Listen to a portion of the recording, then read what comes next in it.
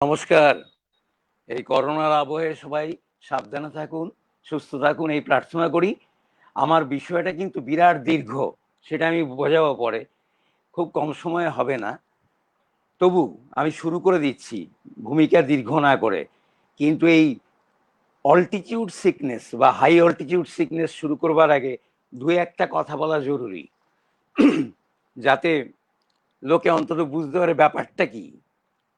প্রথম কথা হচ্ছে, আজকাল এই ইদানিং টুরিস্ট, পর্বত অভিযাত্রী, পদযাত্রী এবং ক্লাইম্বার, আরোহীরা এত বেড়ে গেছে যে বেড়ে যাওয়ার জন্য একটাই জিনিস হয়েছে, যে আমাদের এই অল্টিটিউড মেডিসিনের পরিধি বিরাট বিস্তৃত হয়ে গেছে। এখন সমস্ত অদ্ভুত ব্যাপার নিয়ে গবেষণা চলছে। গর্ভবতী স্ত্রী, নারী পাহাড়ে যাচ্ছে, তারপরে এপিলেপটিক মানে মৃগী রোগী পাহাড়ে যাচ্ছে, তারপরে চিলড্রেন, টিনেজারদের নিয়ে আলাদা একটা বই আছে, চিলড্রেন অ্যাট অল্টিটিউড, এবং মেন্টাল ডিটোরিয়েশন, অ্যাংজাইটি, ইমোশন, এইসব নিয়ে পর্যন্ত, এমনকি পাহাড়ে হাই অল্টিটিউডে শল্য চিকিৎসা নিয়েও এখনো বই লেখা হচ্ছে এবং গবেষণা হচ্ছে। তো অতএব এই এত বড় ব্যাপারটা নিয়ে বলাটা এত সহজ নয়। আমি যতটুকু সম্ভব, ব্যাপারটা হচ্ছে একটা সমুদ্র আমাকে দেওয়া হয়েছে মন্থন করার জন্য, সেটা একা সম্ভব নয়, তাড়াতাড়িও সম্ভব নয়, কিন্তু আমি তাড়াতাড়ি শুরু করছি এবং যত পারি সংক্ষিপ্ত হয়ে বলবো। সব কিছু বলা যাবে না, কিন্তু কমন কিছু রোগ আমি যতটুকু পারি সংক্ষেপে বলবো। তার মধ্যে কিছু জানার ব্যাপার আছে। এক নম্বর হচ্ছে যে আমাদের ডাক্তারদের একটা মুশকিল আছে, এক্সপিডিশনই হোক, ট্রেকিং হোক, হাই হোক, আর ওষুধ কি নেব। মহা মেজর কারণ হচ্ছে যে সমতলে যে সমস্ত ওষুধ লাগে পাহাড়ে একই ওষুধই লাগতে পারে, প্লাস পাহাড়ের কিছু স্পেশাল ওষুধ আছে, ওই স্পেশালগুলো নিয়ে আমার আলোচনার বিষয়। কিন্তু নিয়ে যাব কি? এবার ব্যাপারটা হচ্ছে এটার মধ্যে দুটো জিনিস ফ্যাক্টর ইনভলভড আছে। একটা হচ্ছে কস্ট, ওষুধের দাম প্রচন্ড, আর দ্বিতীয় হচ্ছে বাউট, এই যে ওজনটা, বোঝাটা, সেটা যে কত মারাত্মক ব্যাপার হতে পারে পাহাড়ে, সেটা জানা যায়। 8,000 মিটারের পর্বতারোহণের ক্ষেত্রে আমি শুনেছি লোকে টুথব্রাশ ভেঙে অর্ধেক করে নেয় ওজন কমাবার জন্যে। অতএব এক গাদা ওষুধ নিয়ে যাওয়াটা অযৌক্তিক ব্যাপার। সব নিয়ে চলে যাচ্ছি আমি, প্লাস্টার, তারপর স্প্লিন্ট। সুতরাং এই ওজন কমানোর জন্য কয়েকটা ব্যাপার আছে। এক, প্রত্যেকটা লোক, প্রত্যেক সদস্য যারা পাহাড়ে যাচ্ছে, তারা অন্তত 3 মাস আগে এক্সারসাইজ করুক। সে এক্সারসাইজের জন্য দরকার হলে আমাকে যোগাযোগ করুক, আমি বলে দেবো কি এক্সারসাইজ করতে হবে। এই এক্সারসাইজ করে যাক, তার মানেই কিন্তু এই নয় যে একটা লোক বিরাট পেশিবহুল লোক, অত্যন্ত শক্তিশালী, সে গিয়ে তার কোনো পাহাড়ে অসুখ হবে না।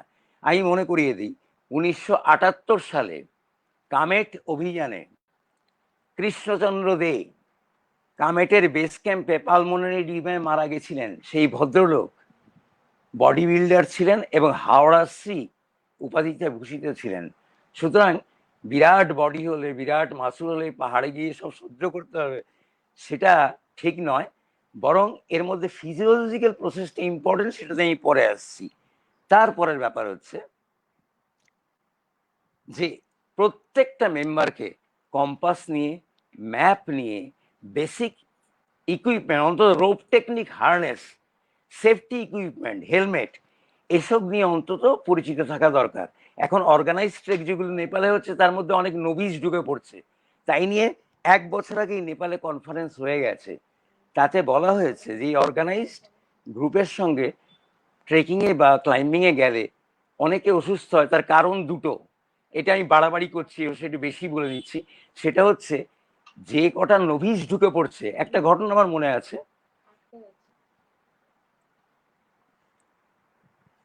শুনতে পাচ্ছিস? হ্যাঁ দাদা শোনা যাচ্ছে। হ্যাঁ দাদা শুনতে শোনা পাচ্ছিস যাচ্ছে, রাজেশ? অসুবিধা নেই একদম। হ্যাঁ আচ্ছা, হ্যাঁ হ্যাঁ শোনা আচ্ছা, যাচ্ছে। গুড। কিছু অসুবিধা হলে আমি আপনাকে বলবো, আপনি আচ্ছা, আপনি ভাইজি বলুন। বললো আটকে গেছে, যাক গে। না না না। তো সবচেয়ে বড় অসুবিধা হচ্ছে যে অর্গানাইজ গ্রুপে যারা যাচ্ছে, তাদের মধ্যে অনেক নভিস ঢুকে পড়ছে শুধু এভারেস্ট ক্লাইম্ব করে গ্ল্যামারের জন্য, কলার তোলার জন্য। তার মধ্যে একটা ঘটনা আছে, কনরাড অ্যাঙ্কার সাহেবকে 7,000 ব্যালকনির উপরে, এভারেস্টের ব্যালকনির উপরে রোপে যে লাইন পড়েছিল বিদেশিদের, তাদের দিকে আঙুল দেখিয়ে জম্বু শেরপার নাম, কনরাড অ্যাঙ্কারকে বলেছিল যে 60% ক্লাইম্বিং করেইনি। তো এই সমস্ত ঘটনা ঘটছে বলে এই কথার অবতারণা করছি আমি। তার কারণ হচ্ছে যে প্রত্যেককে অন্তত এই যে, আর সবচেয়ে ইম্পর্টেন্ট ব্যাপার হচ্ছে যে অন্তত প্রত্যেককে ফার্স্ট এইড ব্যাপারটা যেন জানা উচিত, প্রত্যেকেরই উচিত হচ্ছে ফার্স্ট এইড ব্যাপারটা জানা। তার কারণ হচ্ছে একটা অদ্ভুত সৌভাগ্যক্রমে রাস্তার পাশের ফার্স্ট এইড আর পাহাড়ের উপরের ফার্স্ট এইড কিন্তু একই জিনিস, ওর মধ্যে কোনো ভ্যারিয়েশন নেই। সুতরাং এখানে শিখে গেলে ওপরও তাই করা যায়। সবচেয়ে বড় কথা হচ্ছে নর্থ আমেরিকা আর ইউরোপে, যেখানে রেস্কিউ টিম বা মেডিকেল ফ্যাসিলিটি খুব কাছাকাছি আছে, হাতের কাছেই, সেইখানে পৌঁছবার জন্য শুধু ফার্স্ট এইড দিয়ে প্রচুর লোক কিন্তু খুব ভালোভাবে সুস্থ অবস্থায় পৌঁছেছেন। আমাদের ফার্স্ট এইডটা হচ্ছে মেডিকেল ফ্যাসিলিটি পৌঁছে দেবার আগে যা করণীয়, সেইটুকুতেই কিন্তু অনেকে সুস্থ হয়ে গেছেন নর্থ আমেরিকাতে কিংবা ইউরোপে। আর একটা সৌভাগ্য আছে আমার, সেটা হচ্ছে আমি আগের প্রজন্মের মাউন্টেনিয়ার, এখনকার ছেলেরা অনেক কিছু শিখে ফেলেছে। তার মধ্যে রেস্কিউ ইকুইপমেন্ট এবং ট্রিটমেন্টের ইকুইপমেন্ট সম্বন্ধে সবাই জেনে গেছে, অনেক কিছুই জেনে গেছে। যেমন অ্যাভালান্স ভিকটিম ডিটেক্টর, তারপরে হাইপারবারিক চেম্বার, তারপরে লো রিডিং থার্মোমিটার যেটা হাইপোথার্মিয়াতে লাগে, আমি পরে আসছি, প্লাস পালস অক্সিমিটার। করোনার কল্যাণে তো সবাই পালস অক্সিমিটার চিনে গেছে। এই পালস অক্সিমিটার নিয়ে একটা বক্তব্য আমার ছোট্ট করে আছে। পাহাড়ে কিন্তু পালস অক্সিমিটার ব্যাপারটা খুব বিশ্বাসযোগ্য নয়। তার কারণ হচ্ছে পালস অক্সিমিটার হাই অল্টিটিউডে 80 থেকে 100% পর্যন্ত ওর ভ্যালিডিটি আছে, কিন্তু তার নিচে যদি রিডিং দেওয়া হয় সেটা সবসময় ঠিক নাও হতে পারে। তার কারণ হচ্ছে আমাদের হাইপক্সিক ভ্যাসোকনস্ট্রিকশন, মানে ওখানে অক্সিজেন কম, তাতে আর্টারিগুলো কুঁচকে যায়, তাতে কিন্তু আমাদের এই পালস অক্সিমিটার ভুল রিডিং দিতে পারে। যদি কেউ ইন্টারেস্টেড হয় তাদের একটা কথা বলে রাখি, 1994 সালে ব্রিটিশ মেডিকেল এভারেস্ট এক্সপিডিশনে ডক্টর নিক ম্যাসন বিভিন্ন উচ্চতায় বিভিন্ন অল্টিটিউডে কিন্তু অক্সিজেন স্যাচুরেশন মেপেছিলেন। তার একটা চার্ট আমার কাছেই আছে, সেটা দেখাতে গেলে সময় নষ্ট হবে, আমি রেখে দেবো, যদি কেউ আমাকে যোগাযোগ করে আমি এই চার্ট দিয়ে দেবো। আদারওয়াইজ হঠাৎ করে গিয়ে একটা অল্টিটিউডে গিয়ে দেখা গেল একজনের 60 হয়ে গেছে, তাই নিয়ে ভয় পাবার কিছু নেই, প্রায়ই ভুল দেয়। এবার সময় নষ্ট না করে আমি আসল জায়গায় আসছি, সেটা হচ্ছে অল্টিটিউড কাকে বলে। অল্টিটিউড কাকে বলে? লোকে লোকে অল্টিটিউড ভাবতেই ভাবে উঁচু জায়গা। অ্যাকচুয়ালি অল্টিটিউড ব্যাপারটা নিয়ে সাধারণ লোকের একটা ধারণা আছে যে ওটা ম্যাক্সিমাম অ্যালপাইন রিসোর্টের উপরে 1500 মিটারের উপরে কোনো একটা জায়গা। কিন্তু মেডিকেলি হাই অল্টিটিউড মেডিসিনে অল্টিটিউড কথাটার মানে কিন্তু একটু অন্য।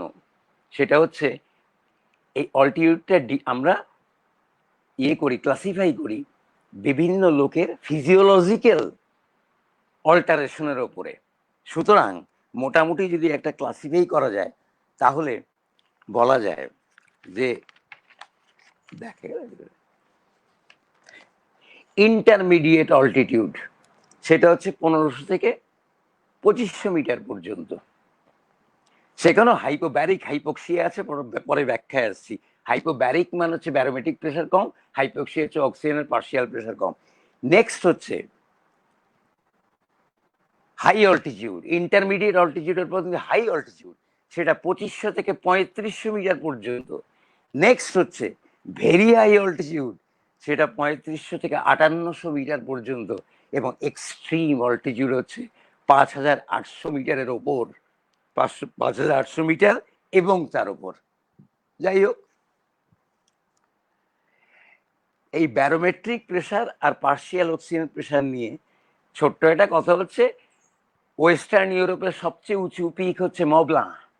এই মবলাতে সমুদ্রতল থেকে ব্যারোমেট্রিক প্রেশার হাফ, আর এভারেস্টের মাথায় ওটা 1/3।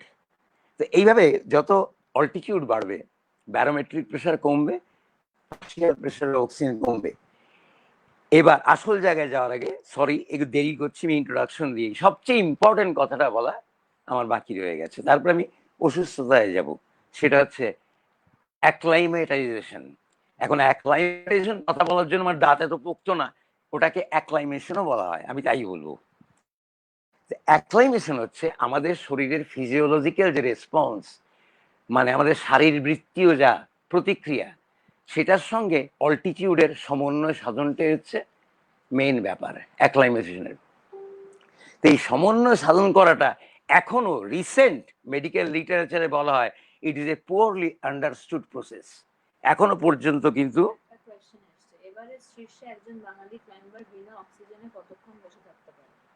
হ্যাঁ হ্যাঁ শ্যামল, হ্যাঁ শ্যামল শুনতে পাচ্ছিস? হ্যাঁ শোন, তোর একটা কমেন্ট এসছে, সেটা হচ্ছে এভারেস্ট শীর্ষে একটা লোক কতক্ষণ অক্সিজেন ছাড়া থাকতে পারে, এবং তার জন্য কিন্তু একজন 21 ঘন্টা পর্যন্ত থেকেছে, বাবুছিরি শেরপা। এরা প্রত্যেকে হচ্ছে এক্সেপশনাল মানুষ। আমি সাধারণ মানুষ নিয়ে কথা বলছি, এবং তাতে এডওয়ার্ড ওয়েইস ডুরান্টের মতে 8,000 মিটারের ওপরে অক্সিজেন ছাড়া বেশিক্ষণ বেঁচে থাকা সম্ভব নয়, সেটা নিয়ে পরে আসছি। যাই হোক, যে বেঁচে থাকতে আমি লাস্টের দিকে কোশ্চেন অ্যান্সার রাখবো, আপনি শুধু বলে যান, পরে এটা ওকে আমি ওকে কোশ্চেন ওকে শুরু করব। ওকে ওকে ওকে থ্যাংক ইউ। তো এবার এই অ্যাক্লাইমেশনের একটা মেকানিজম আছে, যেটুকু জানা গেছে সেটা এইটুকু, অত্যন্ত খটোমটো ব্যাপার, সেটা সাধারণ লোকের পক্ষে বোঝা সবসময় সম্ভব না, ডাক্তাররা বুঝবে। সেটা হচ্ছে সবচেয়ে বড় কম্পোনেন্ট অ্যাক্লাইমেশন হচ্ছে হাইপার ভেন্টিলেশন। হাইপার ভেন্টিলেশন মানে হচ্ছে শ্বাসের রেট আর ডেপথ দুটোই বেড়ে যাওয়া। এই শ্যামল বুঝবে বা যে কেউ যারা পাহাড়ে যায়, আমরা সবাই বুঝি এই যে এটা রেট আর ডেপথ বেড়ে যাবে। এই রেট আর ডেপথ বাড়লেই হাইপোক্যাপনিয়া হবে। হাইপোক্যাপনিয়া কথার অর্থ হচ্ছে রক্তে কার্বন ডাই অক্সাইড কমে যাওয়া, আর রক্তে কার্বন ডাই অক্সাইড কমলেই সেটা রক্তকে অ্যালকালাইজ করে, রেসপিরেটরি অ্যালকালোসিস বলা হয়। যে এই হাইপোক্যাপনিয়া রেসপিরেটরি অ্যালকালোসিস কিন্তু এই শ্বাসের যে ভেন্টিলেশনের রেট আর ডেপথটা সেটাকে আরো মেনটেন নিয়ন্ত্রণে রাখে। তার কারণ হচ্ছে হ্যাঁ হ্যাঁ করতে করতে যদি বাড়তেই থাকে, একসময় লাংস ফেটে যাবে। তো অতএব ওটাকে কন্ট্রোল করে। তার মধ্যে এবার কেউ একটা প্রশ্ন করতে পারে যে রেসপিরেটরি অ্যালকালোসিস হচ্ছে না, ব্লাড অ্যালকালাইন হয়ে যাচ্ছে, এটাকে কিভাবে সামলানো যায়? ততক্ষণে কিন্তু কিডনি ওটাকে কম্পেনসেট করে ও বাইকার্বনেট এক্সক্রিশন করতে শুরু করে। বাইকার্বনেট এক্সক্রিশন করলে রক্তে অ্যাসিডোসিস হয়, দুটো মিলে গিয়ে কিন্তু ব্লাডের পিএইচ নিয়ন্ত্রণে থাকে। আরো ব্যাপার আছে, সেটা হচ্ছে আমাদের হার্ট রেট যেটা, সেটা হচ্ছে যারা অ্যাক্লাইমেটাইজড, যারা পাহাড়ে খাপ খাইয়ে নিয়েছেন, তাদের রেস্টিং হার্ট রেট কিন্তু সমুদ্রতলে হার্ট রেটের সঙ্গে প্রায় একই থাকে। কিন্তু আরেকটু উচ্চতায় গেলে রেস্টিং হার্ট রেট আর ম্যাক্সিমাম হার্ট রেট কনভার্জ করে, কাছাকাছি চলে আসে। শুলে পড়েও যা, ক্লাইম করলেও তাই, ওই রকম জায়গাতে এসে পড়ে।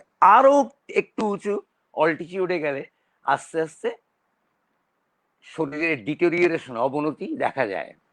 তার চেয়েও যদি উপরে যাওয়া যায়, তাহলে একটা সূক্ষ্ম ব্যালেন্স আছে দড়ির উপরে হাঁটার মতো, যেখানে শরীর খাপ খাওয়াতে চাইছে কিন্তু হাইপক্সিয়া করতে দিচ্ছে না, ক্রনিক হাইপক্সিয়া, পাহাড়ে অক্সিজেন নেই তখন, সেখানে দুদিকে কিন্তু একটা ঝুলন্ত অবস্থায় শরীর থাকে। আর তারপরেও এক্সট্রিম অল্টিটিউডে, শ্যামল আমাকে কোয়েশ্চেনটা করেছে, আমি আগেই উত্তর দিই। সেটা হচ্ছে একজনের কথা বলবো, এই অ্যাক্লামেটেশন কথাটার মধ্যে একটা কথা আমি বলতে ভুলে গেছি, সেটা হচ্ছে আমরা যেটা খাপ খাওয়াই সেটা অ্যাক্লামেটাইজেশন, কিন্তু হাই অল্টিটিউড অ্যাডাপ্টেশন কথাটা কিন্তু অন্য। সেটা হচ্ছে ওপরে যারা থাকে, শেরপারা, সোলোখুম্বুর অধিবাসীরা, কলোরাডোতে, হান প্রভিন্স অফ টিবেট, ওইসব জায়গাতে উঁচুতে থাকে, তাদের কিন্তু অটোমেটিকই শরীরে কিছু পরিবর্তন হয়। আমি এটা বিশদ করে বলতে পারতাম, গ্লাইকোজেনেটিক সাইকেল পর্যন্ত পরিবর্তন হয় ওদের, সেটা বিরাট ব্যাপার। কিন্তু সবচেয়ে সোজা একটা উদাহরণ আছে, সাহেবরা প্রায়ই বলতো তেনজিং হ্যাজ 3 লাংস, তেনজিং এর 3টে লাংস আছে। কথাটা খুব একটু বাড়িয়ে বলা নয়, কিন্তু এদের শরীর এরকম ভাবে তৈরি হয়ে গেছে হাই অল্টিটিউডে থাকার জন্য। যাই হোক, এইবার নেক্সট জায়গায় আসি। এই অ্যাক্লামাটাইজেশন কিন্তু ইন্ডিভিজুয়াল ভ্যারিয়েশন আছে, মানে কেউ খুব আস্তে অ্যাক্লামাটাইজড হয়, কেউ হচ্ছে খুব র্যাপিডলি অ্যাক্লামাটাইজড হয়, কেউ সুন্দর উঠে যাচ্ছে, আর কেউ হাঁপাচ্ছে বা গা গোলাচ্ছে, বমি পাচ্ছে, এরকম। তো তার মধ্যে এই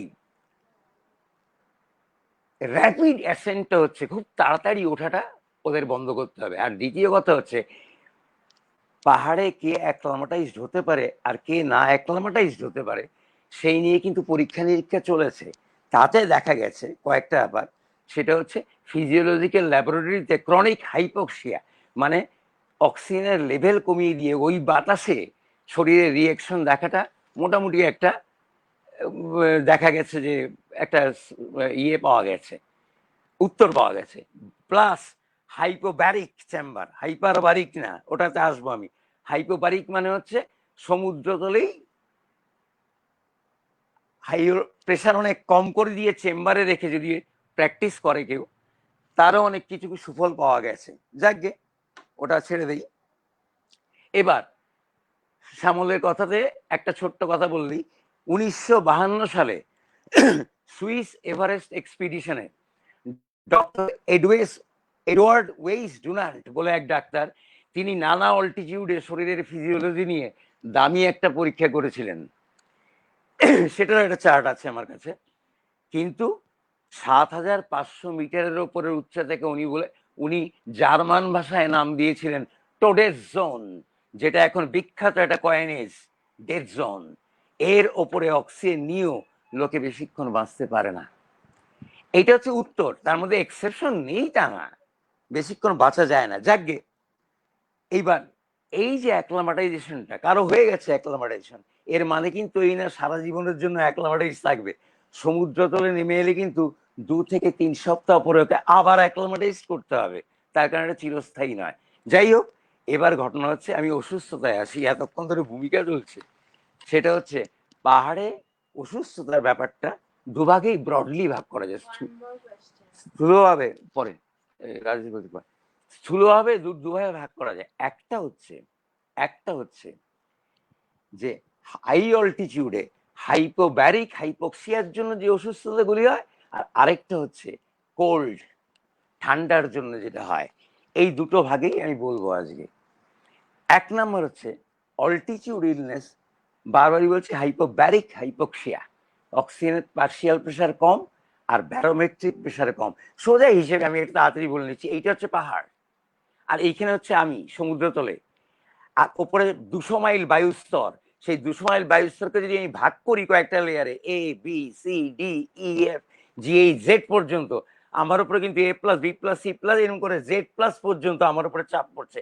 জলের তলায় আরো বেশি, মাছেদের প্রেশার লাইন আছে, সব মাছ কিন্তু সব তলায় নামতে পারে না, ওরা প্রেশার সেন্সিটিভ। যাই হোক, আমি যত উঠছি তত কিন্তু একটা করে লেয়ারের ওজন কমছে, আমার ভেতরের প্রেশার বাড়ছে, বাইরের প্রেশার কমছে। এটা একটা সোজা কথা, একদম সিম্পল। আমি ওই রক ক্লাইম্বিং কোর্সের আদেশ জানে যে ওখানে আমি যখন লেকচার দিতে যাই তখন সামান্য কথা এটা বুঝিয়ে দিই। যাকে ওসব কথা থাক। এইবার অল্টিটিউড সিকনেস মানে হাইপোব্যারিক হাইপোক্সিয়ায় যা ওষুধপত্র হয় সেগুলো প্রায় ব্লার্ড, মানে এটা ওটার উপরে ওভারল্যাপ করে, এটা ওটার উপরে ওভারল্যাপ করে, সেটা বোঝা খুব মুশকিলের ব্যাপার। একটা লোক হঠাৎ করে অ্যাকিউট মাউন্টেন সিকনেস হয়েছে বলে ধরে নিয়েছি হয়ে গেছে পালমোনারি এডিমা, তার কারণ দুটোকে ডিস্টিংশন খুব একটা সম্ভব না। তার কারণ হচ্ছে ডায়াগনস্টিক ইকুইপমেন্ট অত উপরে পৌঁছায় না। তার জন্য আমরা মোটামুটি কনভিনিয়েন্সের জন্য 3 ভাগে ভাগ করে দেবো হাই অল্টিটিউড ইলনেসকে। একটা হচ্ছে এএমএস, একটা হচ্ছে হেইস বা হ্যাকো, হাই অল্টিটিউড পালমোনারি এই সেরিব্রাল ইডিমা।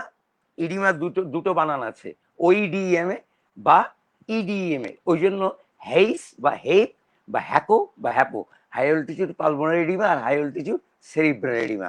যাই হোক, ওখানে আসছি। কিন্তু প্রথম হচ্ছে এএমএস। এএমএসটা হচ্ছে যারা 2500-র ওপরে খুব তাড়াতাড়ি ওঠে, খুব তাড়াতাড়ি উঠছে, র্যাপিড ক্লাইম্বিং হচ্ছে, তাদের কিন্তু হয়। হ্যাঁ, স্লাইডটা ওই রাজেশ এএমএস এর স্লাইডটা দেখা।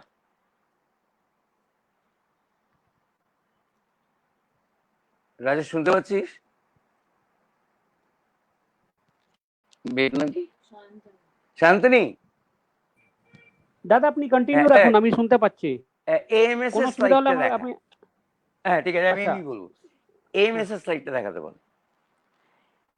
এবার এএমএস কিন্তু এই আমি দেখাচ্ছি এটা ছবি, এটা নিয়ে একটু ছোট্ট ব্যাখ্যা আছে। যেখানে গিয়ে অ্যারাইভ করছে অল্টিটিউডে যেই লোকটা, ভিকটিম 6 থেকে 12 ঘন্টা পরে হতে পারে, কিন্তু 1 থেকে 2-3 দিন পর্যন্ত দেরিও হতে পারে। আমি কিন্তু নন্দনবনের উচ্চতায় মানে 14,500 ফিটেই আমার জীবনের প্রথম অ্যাকিউট মাউন্টেন সিকনেস দেখেছি। যাকে ওসব কথা থাক, রিস্ক ফ্যাক্টর 3টে। একটা হচ্ছে অল্টিটিউড গেইন কত হলো, কতটুকু অল্টিটিউডে ওঠা হলো। এই অল্টিটিউড কথাটার মধ্যে একটা ব্যাপার আছে, এটা কিন্তু স্লিপিং অল্টিটিউড বলি আমরা, সেটাই পরে আসছি, এটা স্লিপিং অল্টিটিউড। দ্বিতীয় হচ্ছে রেট অফ অ্যাসেন্ট, কত তাড়াতাড়ি উঠছে। আর থার্ড হচ্ছে লেভেল অফ এক্সারশন, কত পরিশ্রম রয়েছে। এই তিনটে হচ্ছে এএমএস এর রিস্ক ফ্যাক্টর। এর মধ্যে যে ছবি দেখানো হচ্ছে, এই ছবিতে যে লোকটাকে দেখানো হচ্ছে, মডেলিং করছে কিনা জানি না, কিন্তু এনিওয়ে খুব নিখুঁত মডেলিং করছে। এই ছবিটা দেখলেই কয়েকটা জিনিস বোঝা যায়, যে লোকটা অ্যাপাথিক, লেথার্জিক মানে হচ্ছে ক্লান্ত। ওই চারপাশে যারা আছে ওর সহযাত্রীরা, তাদের সঙ্গে কথাবার্তাও বলছে না, ও আলাদা একটা জায়গায় বসে মাথায় হাত দিয়ে আছে। মাথায় হাত দিয়ে কারণ হচ্ছে ওর ডিজিনেস হচ্ছে, ওর হেডেক হচ্ছে, গা গোলাচ্ছে, বমি পাচ্ছে। এইগুলো হচ্ছে এএমএস এর প্রাথমিক সিমটম। এইবার কথা হচ্ছে এই এএমএস এর প্রাথমিক সিমটমকে কিন্তু নেগলেক্ট করা উচিত না। তার কারণ হচ্ছে এএমএস হচ্ছে mild end of 2 severe diseases, হ্যাকো মানে হাই অল্টিটিউড সেরিব্রাল এডিমা আর হাই অল্টিটিউড পালমোনারি এডিমা, দুটোই কিন্তু শুরুটা এএমএস দিয়ে হয়। ডায়াগনোসিস প্রায়ই ভুলভাল হয়। তো তার মধ্যে যাকে ডায়াগনোসিস হচ্ছে সেটা হচ্ছে আমাদের হচ্ছে, আর কারো আছে আরেকটা কথা বলে দেওয়া উচিত, ও সহজাত একটা প্রবৃত্তি আছে, এত উঁচুতে উঠলে ওইটা হয়। তাদের আমরা অ্যাসিটাজোলামাইড আগে দিয়ে দিই, খা ওঠ। অ্যাসিটাজোলামাইড হচ্ছে বাইকার্বনেট এক্সক্রিয়েশন করে ব্লাডে অ্যাসিডোসিস হয়, তাদের এক্সক্রিয়েশন স্টিমুলেট হয়। ওগুলো পরের কথা, কিন্তু এএমএস কে নেগলেক্ট করার কিছু নেই। এবার হচ্ছে যদি নিচে সমুদ্র তল থেকে দেখতে হয় যে কার প্রপেন্সিটি বেশি, প্রবণতা বেশি, তাইলে দুটো জিনিস সহজে করা যায়। একটা হচ্ছে শ্বাস নিলে যদি কারো মাথা ঘোরে, কিছুক্ষণ শ্বাস নিলে, এ একজন সাসেপ্টিবল লোক, তার প্রবণতা বেশি। আর দ্বিতীয় হচ্ছে যেটাকে বাংলায় কুম্ভক বলে, ব্রেথ হোল্ডিং টাইম, কে কতক্ষণ শ্বাস বন্ধ করে রাখতে পারে, যার শর্ট ব্রেথ হোল্ডিং টাইম তার এএমএস এর চান্স বেশি। যাকে আর যদি কখনো এটাকে ফিজিওলজিক্যাল ল্যাবরেটরিতে করতে হয়, তাহলে কোনো ফিজিওলজিক্যাল ল্যাবরেটরিতে গিয়ে হাইপক্সিয়া মানে অক্সিজেন কম আবহাওয়াতে ওর কার্ডিয়াক আর পালমোনারি রেসপন্স যদি দেখা যায়, প্রতিক্রিয়া কি, হার্টের আর লাংসের প্রতিক্রিয়া কি কম অক্সিজেনে, সেটা দেখে নিলে একটা মোটামুটি প্রেডিকশন করা যায়।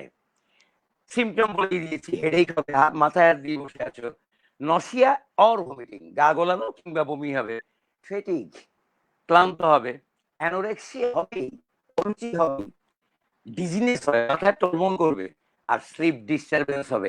এই স্লিপ ডিস্টারবেন্স নিয়ে তাড়াতাড়ি একটা কথা বলে নিচ্ছি। অ্যাকচুয়ালি পাহাড়ে কিন্তু এই জিনিসগুলো অধিকাংশ লোকেরই হয়। তার কারণ অধিকাংশ লোকেরই ওই 2500 এই 2500 মিটারে গেলে কিছু না কিছু সেরিব্রাল ইডিমা হয়ই। আমাদের প্রত্যেকেরই হয়েছে, মাথা ব্যথা, খেতে ইচ্ছে করছে না, ঘুমোতেই পাচ্ছি না, এই অরুচি অনিদ্রা সবই হয়। কিন্তু প্রশ্ন হচ্ছে আমাদের এই অল্টিটিউড মাউন্টেন সিকনেসে আসলে মেকানিজমটা হচ্ছে যে হাইপক্সিয়া মানে অক্সিজেন কমটা হচ্ছে আমাদের শরীরের ফ্লুইড মানে তরল পদার্থ এবং ইলেকট্রোলাইট ইমব্যালেন্স করে দেয় বলে ফ্লুইড রিটেনশন হয়, জল জমে যায়। সেটা শিওর দেখেছিস, রাজেশও দেখেছিস, যারা পাহাড়ে গেছে তারা সবাই দেখেছে, সেটা হচ্ছে হাত পা মুখ ফোলে, বেশি মেয়েদের হয় হাত পা মুখ ফোলে। এটাই হচ্ছে পেরিফেরাল ইডিমা, মানে জল জমে যাওয়া। সেটা যদি ব্রেনে একটুও হয়, সেটাই কিন্তু এএমএস এর শুরু। যাকগে, এবার প্রিভেনশন করবি কি করে? প্রথম কথা হচ্ছে গ্রাজুয়াল অ্যাসেন্ট, মানে আস্তে আস্তে ওঠা। গ্রেডেড বা গ্রাজুয়াল অ্যাসেন্টটা আমি বলেছি কারণ কেউ না কেউ, দেবু না দেবব্রত মুখোপাধ্যায়, নাইলে আমাকে কেউ না কেউ বসন্ত সিংহ রায়, কেউ না কেউ এই প্রশ্নটাই আমাকে করবে।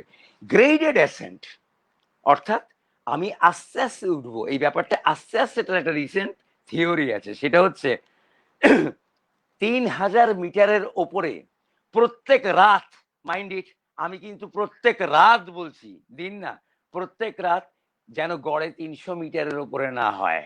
রাত কেন পরে বলছি, মানে প্রত্যেক 3000 ফিটের ওপরে, 3000 মিটারের ওপরে যেখানে গিয়ে পৌঁছানো যাবে, সেখান থেকে তারপরের রাতটা 300 মিটারের ওপর হবে না, অথবা 3 দিনে মানে 1000 মিটারের ডিফারেন্সে একদিন অ্যাটলিস্ট রেস্ট ডে দেওয়া দরকার। এমনও হতে পারে কেউ 3000 মিটারের ওপরে উঠে 6000 মিটার উঠে, 600 মিটার উঠে গেছে। আমি বলছিলাম 300 মিটার স্লিপিং অল্টিটিউড, ও 600 মিটার উঠে গেছে।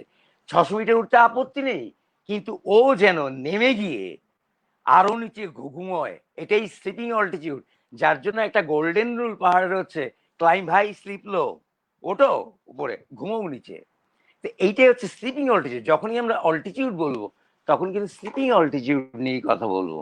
যাকে এবার যার এএমএস হয়েছে, ফার্স্ট কথা হচ্ছে তাকে আর উঠতে দেওয়া নয়। আর উঠতে দেওয়া হয় নয় মানে সাধারণ মাইল্ড এএমএস 2-3 দিনেই ঠিক হয়ে যায়, সুতরাং কিছুদিন 2-3 দিন রেস্ট দিলে ও আবার চড়তে সক্ষম হবে। কিন্তু যদি সিভিয়ার হয়, ব্যাপারটা সিভিয়ার হচ্ছে, ওয়ার্সেন হচ্ছে, এরকম যদি ব্যাপার হয়, তাহলে ওকে ইমিডিয়েটলি ডিসেন্ড করা, ইভাকুয়েট। আমি আমার এভারেস্ট এক্সপিডিশনের আগে, আমি আমার আগে যে গেছিল ডাক্তার ইন্দ্রনীল সেনকে একটা প্রশ্ন করেছিলাম, যে আমি যদি না বুঝি যে ডায়াগনোসিসটা কি, তাহলে কি করব? বলেছে হোয়েন ইন ডাউট, আর উঠতে দিবি না, ইভাকুয়েট, বুঝবি না নিচে পাঠা। এখনো তাই করি, কিন্তু বুঝছি না আমি কি হয়েছে ওটা বুঝছি না, তার কারণ ডায়াগনোস্টিক ইকুইপমেন্ট আমার কাছে নেই। তাতে আমার একটাই কাজ করার আছে, নাও নিচে। যাকে এবার মাইল্ড এএমএস এ রেস্ট দিলেই হয়, আর লক্ষণ সংক্রান্ত ওষুধ, মানে মাথা ব্যথা করছে অ্যানালজেসিয়া দাও, বমি আসছে বমির ওষুধ দাও, ইত্যাদি ইত্যাদি, ওকে রেস্ট দাও। ঘুমানোর জন্য অনেকে বেনজোডায়াজেপাইন দেয়, ইত্যাদি করলে 2-3 দিনে ঠিক হয়ে যায়। কিন্তু সিভিয়ার যদি হয় তাহলে ওকে নিচে নামানো, অক্সিজেন দেওয়া, ইভেন ডেক্সামেথাসোন। খুব ভালো একটা ওষুধ হচ্ছে অ্যাসিটাজোলামাইড, সবাই জানে যারা পাহাড়ে যায়, ডায়ামক্স। কিন্তু ডায়ামক্সে কেউ কেউ খুব হাইপার সেন্সিটিভ, কিন্তু আর ডায়ামক্স যেহেতু সালফার ড্রাগ, তাতে অ্যালার্জিক রিয়েকশন হয়, সেরকম যদি কেউ থাকে তাইলে ডায়ামক্সের বদলে ডেক্সামেথাসোন 4 মিলিগ্রাম ডেইলি 4 বার দেওয়া যেতে পারে। এইবার আরেকটা কথা আছে, সায়ন্তনীকে বলবো, ইয়ে মংস ডিজিজ বা ক্রনিক মাউন্টেন সিকনেস ছবিটা এই যে, রাইট, থ্যাংক ইউ। সেটা হচ্ছে অ্যাকিউট মাউন্টেন সিকনেস যেমন হয়, ক্রনিক মাউন্টেন সিকনেস হয়। ক্রনিক মাউন্টেন সিকনেসটা কিন্তু নিচের লোকেদের না, ওটা হাই অল্টিটিউড রেসিডেন্টদের জন্য। এবার সবার তাই হয় না। সবচেয়ে বড় সিমটম হচ্ছে প্রোফাউন্ড পলিসাইথেমিয়া, মানে রক্তে রেড ব্লাড সেলের পরিমাণ মারাত্মক বেড়ে যায়। যারা ওখানে ওর আশেপাশেও আছে তাদের চেয়েও বেশি এরাই রুগী। এতে একটাই জিনিস হয়, সেটা হচ্ছে প্রোফাউন্ড পলিসাইথেমিয়া যদি হয়, মানে রক্তে যদি রেড ব্লাড সেলের কাউন্ট খুব বেড়ে যায়, তাহলে রক্ত থকথকে হয়ে যায়, তাতে শরীরে অক্সিজেন ডেলিভারি আর অক্সিজেন ইউজ এফিসিয়েন্সি কিন্তু কমে যায়।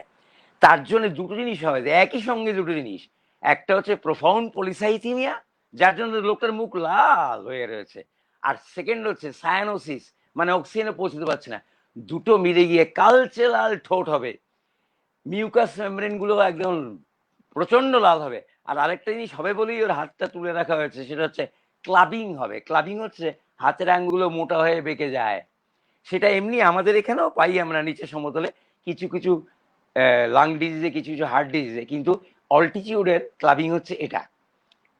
তো এইটা হচ্ছে মংস ডিজিজ নাম, বা ক্রনিক মাউন্টেন সিকনেস, এই নিয়ে বেশি বলার কিছু নেই। ওদের ট্রিটমেন্ট একটাই, সেটা হচ্ছে নিচে নামিয়ে আনো লোয়ার অল্টিটিউডে। আর আরেকটা ট্রিটমেন্ট আছে, ওটা হচ্ছে ভেনিসেকশন, ওই ভেইন কেটে কিছুটা রক্ত বের করে নেওয়া, রক্তটা পাতলা করে দেওয়া আর কি, তাতে অনেকেই সুস্থ হয়ে যায়। এইবার হাই অল্টিটিউড সেরিব্রাল এডিমাতে আসছি আমি। এই সেরিব্রাল এডিমা সবসময়ই কিন্তু এএমএস মানে অ্যাকিউট মাউন্টেন সিকনেস যেটা শুরু করেছিলাম সেটা দিয়েই শুরু হয়, কিন্তু মাঝে মধ্যে ড্রামাটিক্যালি অ্যাকিউট মাউন্টেন সিকনেস ছাড়াও কিন্তু হতে পারে। সে যাই হোক, কিন্তু শুরু হচ্ছে, আমি বারবারই বলেছি, অ্যাকিউট মাউন্টেন সিকনেস হলে বিপদটা কিন্তু এইখানে আসতে পারে।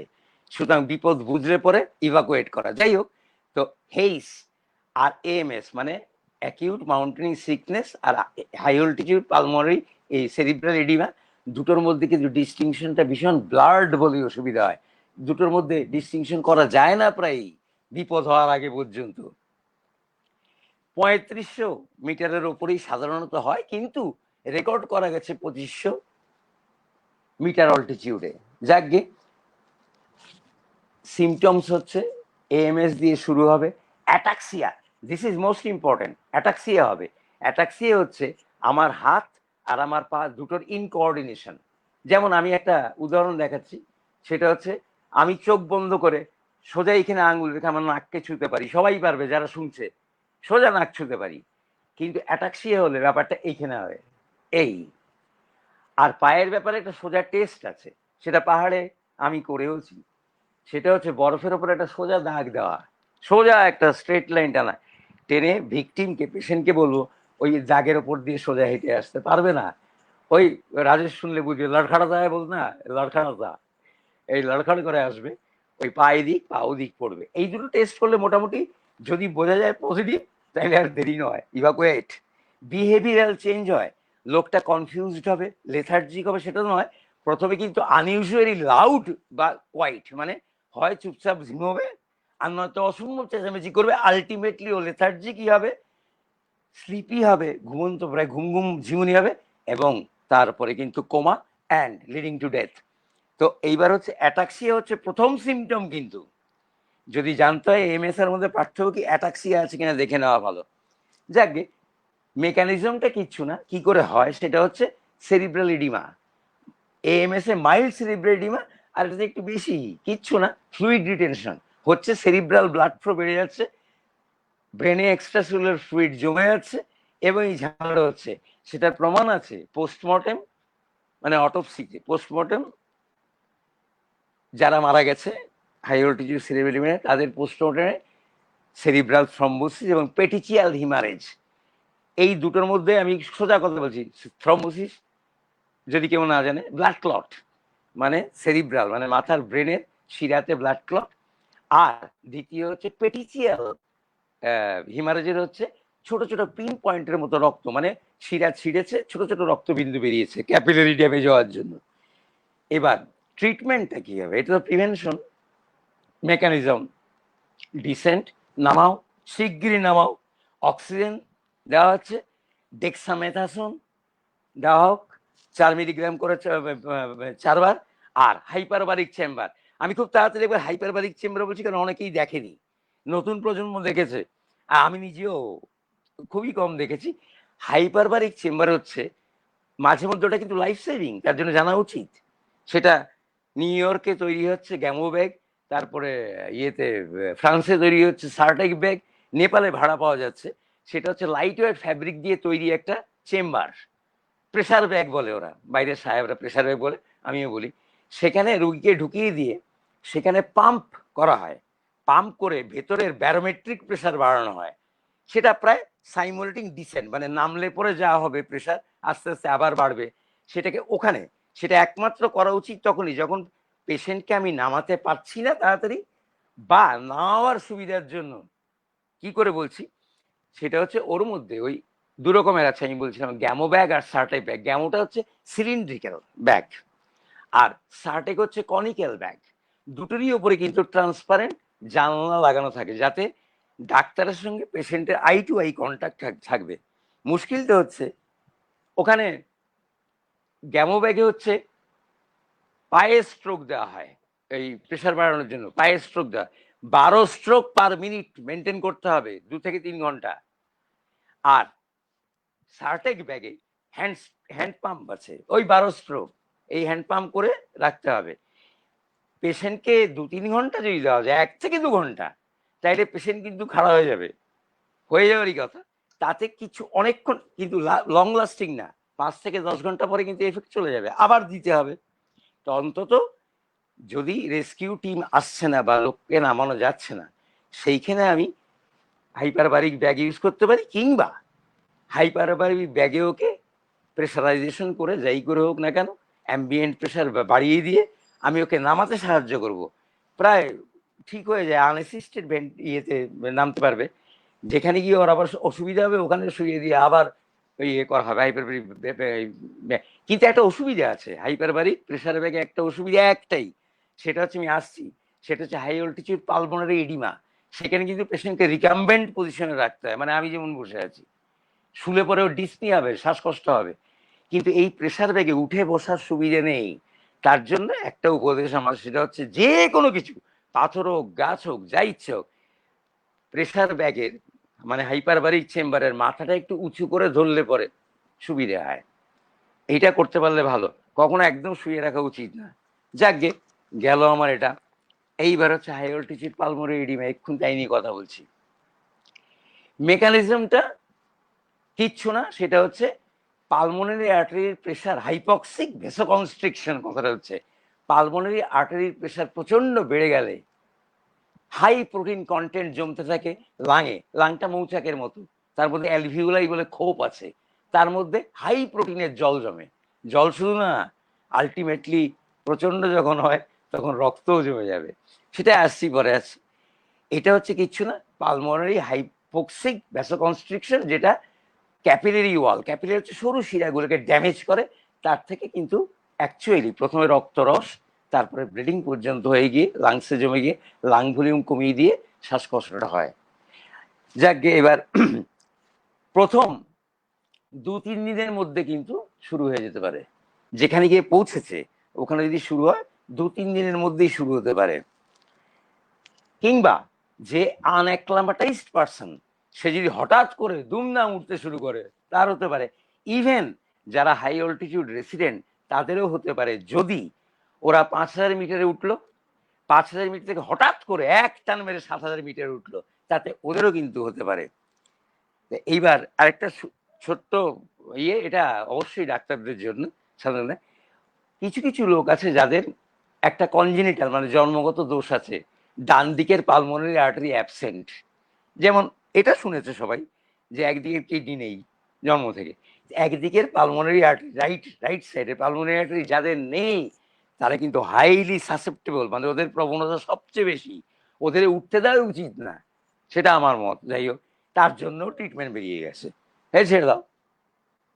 এইবার কোনো টেস্ট নেই যে বলা যাবে কার হবে কার হবে না, কিন্তু তাতে ওই একই কথা, যে কোনো একটা ফিজিওলজিক্যাল ল্যাবরেটরিতে লোকটাকে যদি hypoxic response to cardiac and pulmonary system, আমার হার্ট আর আমার লাংস অল্প অক্সিজেনে কিরকম প্রতিক্রিয়া দিচ্ছে, সেটা টেস্ট করার উপায় আছে। সেটা করে কিছুটা প্রেডিক্টিভ ভ্যালু বোঝা যায়, যাকে বোঝা যায়। কিন্তু সব জায়গাতে বোঝা যায় না, বেশিরভাগ লোকই কিন্তু একটা ভুল করে বসে, সেটা হচ্ছে প্রায়ই ওরা মনে করে এটা হয় পালমোনারি ইনফেকশন, নয় নিউমোনিয়া হয়েছে। আমি খুব দুঃখিত কথাটা উচ্চারণ করতে, সেটা হচ্ছে বরুণ চরকিহ্যাঙে মারা গেছিল, আমি তখনও পাহাড়ে যাইও না, সেটা হচ্ছে যাইও শুরু করি যাওয়া, সেটা হচ্ছে এভারেস্টের প্রি এভারেস্ট এক্সপিডিশনে, আর এই এক্সারসাইজ ক্যাম্পে। সেখানে আমি যতটুকু শুনেছি, আমি কারোর নাম নেব না, সেটা হচ্ছে যে প্রথমে বরুণের এই কাশি হচ্ছে, প্রচন্ড কাশি হচ্ছে, খুসখুস করে শুকনো কাশি, তারপরে ব্লাড স্টেইন স্পুটাম, লাস্টে কিন্তু বেরোয় রক্তমাখা থুতু। সেই সময় পর্যন্ত কিন্তু ওকে কেউ ডিটেক্ট করতে পারেনি যে পালমোনারি এডিমা হয়েছে। আমি জানি না, সরি, গৌতম দত্ত দিদি আমার কথা শুনে থাকে, ও হচ্ছে প্রত্যক্ষ সাক্ষী বলতে পারে। যাক, এই নিয়ে বিতর্কের বিষয় আমি বলবো না, কিন্তু আমার শুনে মনে হয়েছে যেমন মালবী দাস কাপসুরাতে মারা গেছিল, আমার কিন্তু সিমটম শুনে মনে হয়েছে, যে মালবীর সেরিব্রাল এডিমাই হয়েছিল। যাকগে, এবার সিমটমস আর সাইন্স কি হবে, সেটা হচ্ছে এএমএস দিয়ে শুরু হতে পারে। তারপরে আরো একটা কথা, হাই অল্টিটিউড সেরিব্রাল ইডিমার মতো ড্রামাটিক্যালি উইদাউট এএমএস শুরু হয়ে যেতে পারে। ডিসনিয়া হবে, ডিসনিয়া হচ্ছে শ্বাসের কষ্ট। ইভেন রেস্ট নিচ্ছে তাতেও শ্বাসকষ্ট হচ্ছে। আর ওপরে চড়াতে প্রচন্ড অনীহা এবং পরিশ্রম, এইগুলো হবে। ড্রাই কাফ শুরু হবে কিন্তু শুকনো কাশি দিয়ে। এই শুকনো কাশি নিয়ে আরেকটা ছোট্ট কথা বলে নিই, আমি দেরি করছি বড্ড। সেটা হচ্ছে পাহাড়ে কিন্তু কাশি কমন, এবং বেশিরভাগ কাশি, শুকনো কাশি, যাদের অ্যাক্লামাটাইজ যারা, তাদের বেশিরভাগ শুকনো কাশিই কিন্তু এএমএস এর জন্য না, হাই অল্টিটিউড পালমোনারি এডিমার জন্য না, এবং ইনফেকশনের জন্য না। এটা বেশিরভাগ হয় হাইপার ভেন্টিলেশন, মুখ খুলে শ্বাস নেওয়া, আর ড্রাই কোল্ড এয়ার ঢোকার জন্য সোর থ্রোট আর মিউকাস মেমব্রেন শুকিয়ে যায়, সেটা মারাত্মক সিভিয়ার হতে পারে। ইতিহাস আছে, রিব ফ্র্যাকচার হয়ে যায়, পাঁজর ভেঙে যায়। দ্বিতীয় আরেকটা আছে, সেটা হচ্ছে ফ্যারিংসের সমস্ত মিউকাস মেমব্রেন ছিঁড়ে বেরিয়ে যেতে পারে। তো সুতরাং ওইখানে ডিস্টিংশন করাটা একটু অসুবিধা হলো, বোঝা যায়। এবং এখানে হ্যাঁ, ট্রিটমেন্টটা কি অনেকে বলতে পারে, সেটা হচ্ছে যে অনেকে চেষ্টা করেছে বালাক্লাভা দিয়ে নাক ঢাকার, হেডব্যান্ড দিয়ে নাক ঢাকার, ইভেন হিউমিডিফাইং মাস্ক পরে, তারপরে আর্টিফিশিয়াল নোজ পরে। কিন্তু এই করোনার দৌড়তে সবাই বুঝেছে একটা মাস্ক পরার পরে শ্বাসকষ্ট বাড়ে, তো সুতরাং ওইগুলো খুব একটা ব্যাপার না। ব্যাপার আমি যেটা রিকমেন্ড করি সেটা হচ্ছে কাফ লজেন্স আছে, আমি নাম অনেক বলতে পারি, ওই মুখে ফেলে দিয়ে হাঁটু, কিছুটা রিলিফ হয়। যাকে এবার ওকে ট্রিটমেন্টটা কি করা হবে? ট্রিটমেন্ট হচ্ছে ডিসেন্ট, নামিয়ে দেওয়া। পালমোনারি বলছি, হ্যাঁ নামানো, পালমোনারিতে দেরি করা উচিত না, ওখান থেকে নামানো। রিকাম্বেন্ট পজিশন, আমি আগেই বলেছি, উঠে বসা পজিশনে ওকে নামাতে হবে, সেটা কষ্টকর হলেও যে করে হোক না কেন করতে হবে। অক্সিজেন অফকোর্স ইম্পর্টেন্ট, যদি সম্ভব হয় হাই ভোল্টেজে অক্সিজেন দিতে হবে। নিফেডেপিন, এটা হচ্ছে ভ্যাসোডাইলেটার, সেটা দেওয়া যেতে পারে। ডেক্সামেথাসনও দেওয়া যাবে, কারণ আর অনেকেই বাকি অনেক ভ্যাসোডাইলেটর আছে, সেটা পরে আমি আসবো, ওটা অন্য রোগে। কিন্তু এই ভ্যাসোডাইলেটরের মধ্যে সবগুলোই যে একেবারে পরীক্ষিত সত্যি তা না। আমাদের এখানে অনেকেই আছে প্রোফাইলেকটিক্যালি কমপ্লামিনা খেয়ে উঠে যাচ্ছে, কিছু হলেই কমপ্লামিনা খেয়েছে, সেটার কিন্তু অ্যাকচুয়ালি কোনো পরীক্ষিত সত্যতা নেই। সুতরাং ওইগুলো না। নিফেডেপিন খুব কাজের ওষুধ, অ্যাসিটোজোলামাইড খুব কাজের ওষুধ, ডেক্সামেথাসন এগুলো কাজের ওষুধ, এটা স্বীকৃত।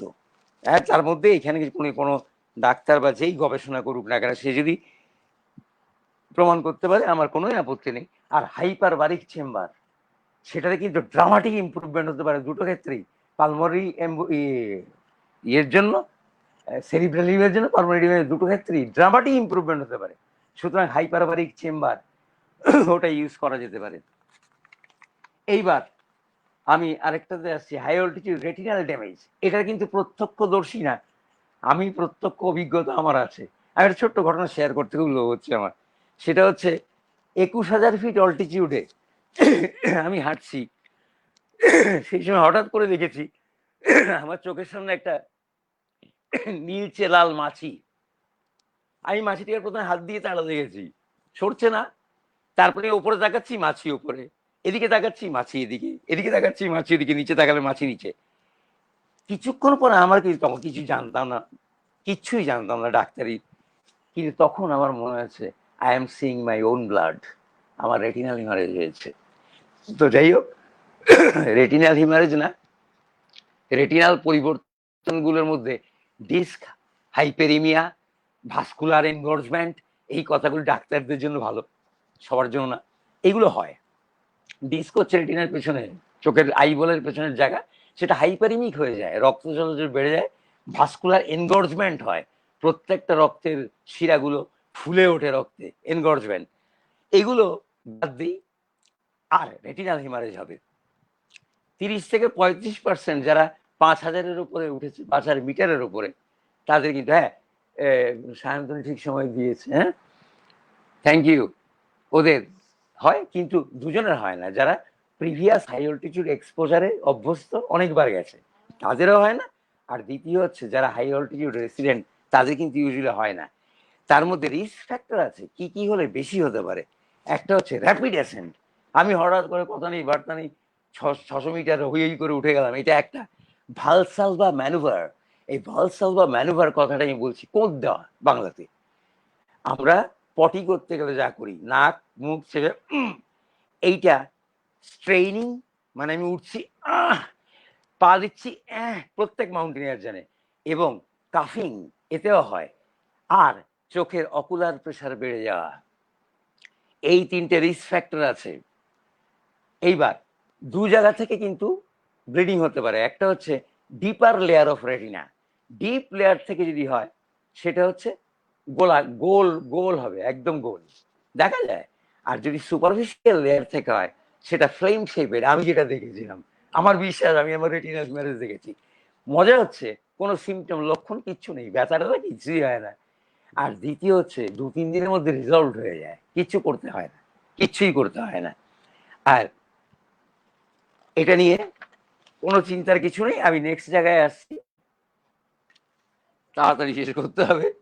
হাইপোথার্মিয়া সাংঘাতিক ব্যাপার, এরও আমি প্রত্যক্ষদর্শী অনেকবার। এটা হচ্ছে কোর টেম্পারেচার। কোর কথাটার একটা অর্থ আছে, সোজা ভাষায় বোঝাচ্ছি, সেটা হচ্ছে আমরা কিন্তু ডাক্তাররা শরীরকে আমরা দুভাগে ভাগ করি, একটা হচ্ছে সেল বাইরেরটা, আর হচ্ছে কোর মাঝখানেটা। মেইন অর্গানগুলো কিন্তু কোরে থাকে, লাং, হার্ট, কিডনি ইত্যাদি সবগুলো কোর। তো এই কোর টেম্পারেচার মাপার দুটো রাস্তা আছে, একটা হচ্ছে থার্মোমিটারটা হয় মুখে নয় রেকটামে, কিন্তু ওই রকম জায়গাতে হাই ফিল্ডে রেকটাল টেম্পারেচার নেওয়া মানে পেশেন্টের প্যান্ট খোলা, যেটা একদম অনুচিত এবং এম্বারাসিং। সুতরাং রেকটাল টেম্পারেচার না নিয়ে মুখে টেম্পারেচার নিলেই হবে, দুটোই কোর টেম্পারেচার। সেই কোর টেম্পারেচারটা যদি 35-এর নিচে নেমে যায়, 35 ডিগ্রি সেলসিয়াস নেমে যায়, তাহলে হাইপোথার্মিয়া বলবো আমরা। অ্যাকিউট অ্যাকিউট যদি হয় কেসটা, তাহলে কিন্তু হঠাৎ করে ড্রপ করবে, হঠাৎ করে জানার আগেই হবে, এবং হতে পারে কয়েক ঘন্টার মধ্যে। আমি 1 ঘন্টার মধ্যে দেখেছি, সেটা হচ্ছে ইয়েতে রুদগয়রা এক্সপিডিশনে। আমি রুদগয়রা যাইনি, আমি গঙ্গোত্রীতে গেছিলাম। মাঝপথে এনসিসির একটা মেয়ে, নাম মনে আছে আমার, রেণু শ্রেষ্ঠ, ওর বাবার নাম বড় শ্রেষ্ঠ মনে আছে, হাজরা কলেজের মেয়ে। সে মাত্র কিছুক্ষণ ধরে, আমি ওদের দলের একজন এনসিসি অফিসার ছিল আনন্দ স্বরূপ, খুব নাম করা, 2টো মেরুই করেছে, 2টো পোল করেছে এবং এভারেস্টও করেছে। তাকে আমি তখনও করেনি, আমি জিজ্ঞেস করেছিলাম স্যার कैसे हुआ, বলেছে আরে सिर्फ टी শার্ট पहन के घूम रही थी बाहर, আর মেয়েটা রোগা, এটা ইম্পর্টেন্ট, রোগা এবং অল্প বয়সী, 19 থেকে 20। এইবার কার হতে পারে, একটা হচ্ছে ইনঅ্যাডিকুয়েট ক্লোদিং, মানে আমি জামা কাপড় সেরকম পরিনি, ইউ ইমপ্রুভ ইনসুলেটর কিচ্ছু না পরে ওই টি শার্ট পরে প্যান্টকে ঘুম রয়েছি, ওই হবে।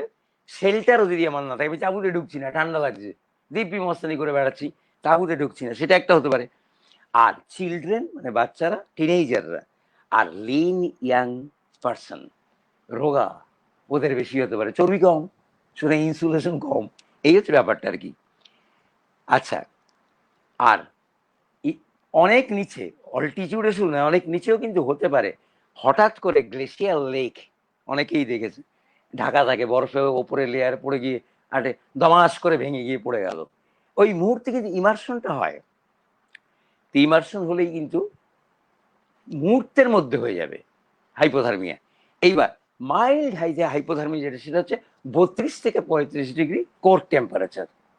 এইবার সিভিয়ার হাইপো ম্যানেজমেন্ট এইটুকু যদি হয়, ম্যানেজমেন্ট কিচ্ছু না, আমি ওকে জল, হাওয়া, বাতাস থেকে বাঁচিয়ে আমি শেল্টার দেব।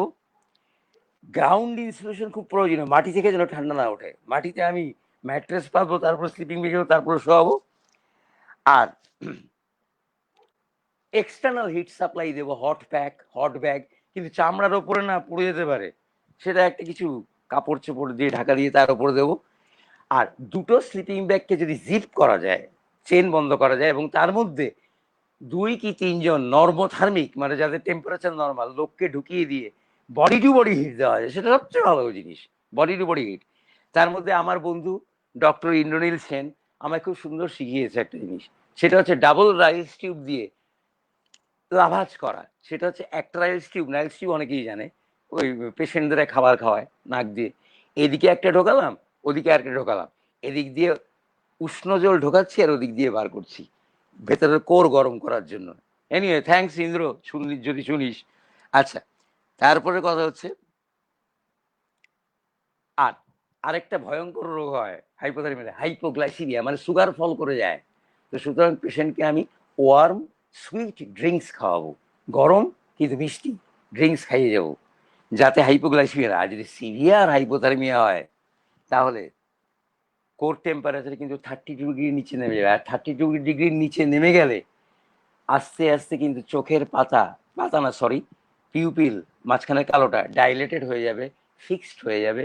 পেশেন্ট কিন্তু আর একদম কোনো রেসপন্স করবে না, চামড়া শক্ত মোটা হয়ে যাবে, ভীষণ শক্ত হয়ে যাবে, শ্বাস নেবে না, পালস পাওয়া যাবে না, কোমাতে চলে যাবে। এবার প্রশ্ন হচ্ছে, কখনোই কিন্তু কোনো নভিস ডাক্তার যদি না থাকে, কোনো লোককে মৃত ভেবে কিন্তু মৃত অ্যানাউন্স করা উচিত না, ওকে সিপিআর করতে হবে। সেটা ফার্স্ট এডের ব্যাপার, কার্ডিও পালমোনারি রিসাসিটেশন, ওটা আমি ফার্স্ট এডে পড়াই, কার্ডিও পালমোনারি রিসাসিটেশন। সেখানে কিন্তু এই ব্যাপারে খুব অসুবিধা আছে, তার কারণ হচ্ছে কার্ডিয়াক মাসেলস দেওয়া কিংবা মাউথ টু মাউথ দেওয়াটা খুব কঠিন, তার কারণ হচ্ছে মাসেল শক্ত হয়ে রিজিড হয়ে যায়, তাতে ভীষণ কঠিন ব্যাপারটা। কিন্তু তবুও এই ডিউরিং ইভাকুয়েশন ওকে কিন্তু সিপিআর করে যেতে হবে, যদিও কাজটা ভীষণ কষ্টসাধ্য, ইমপ্র্যাকটিক্যাল এবং অন্যদের পক্ষে এক্সস্টিং, তবুও যদি পারা যায়। আর কখনোই বলেছি মৃতভাবে ফেলে যান। আরেকটা এক্সপিরিয়েন্স ছোট্ট করে শেয়ার করি, সেটা হচ্ছে, এটা মনে রাখার মতো এক্সপিরিয়েন্স বলেই শেয়ার করছি। সেটা হচ্ছে আগের দিন এভারেস্ট ক্লাইম করেছে লিঙ্কন হল, নাম করা পর্বতারোহী লিঙ্কন হল, এই খুঁজলে, আজকাল তো ইন্টারনেটের যুগ, আমি তো পারি না কিচ্ছু, ইন্টারনেটে খুঁজলে লিঙ্কন হলকে পাওয়া যায়। লিঙ্কন হল এভারেস্ট ক্লাইম করে যখন নেমে আসছিল 7,500 মিটারের ওপরে, আর ওর পা চলছিল না, বাকিরা ওকে শুয়ে রেখে চেষ্টা করেছে অনেক কিছু, কিন্তু তারপরেও মৃত। এই মৃত মানে চোখে পর্যন্ত খোঁচা দিয়ে দেখা হয়েছে যে ওর কোনো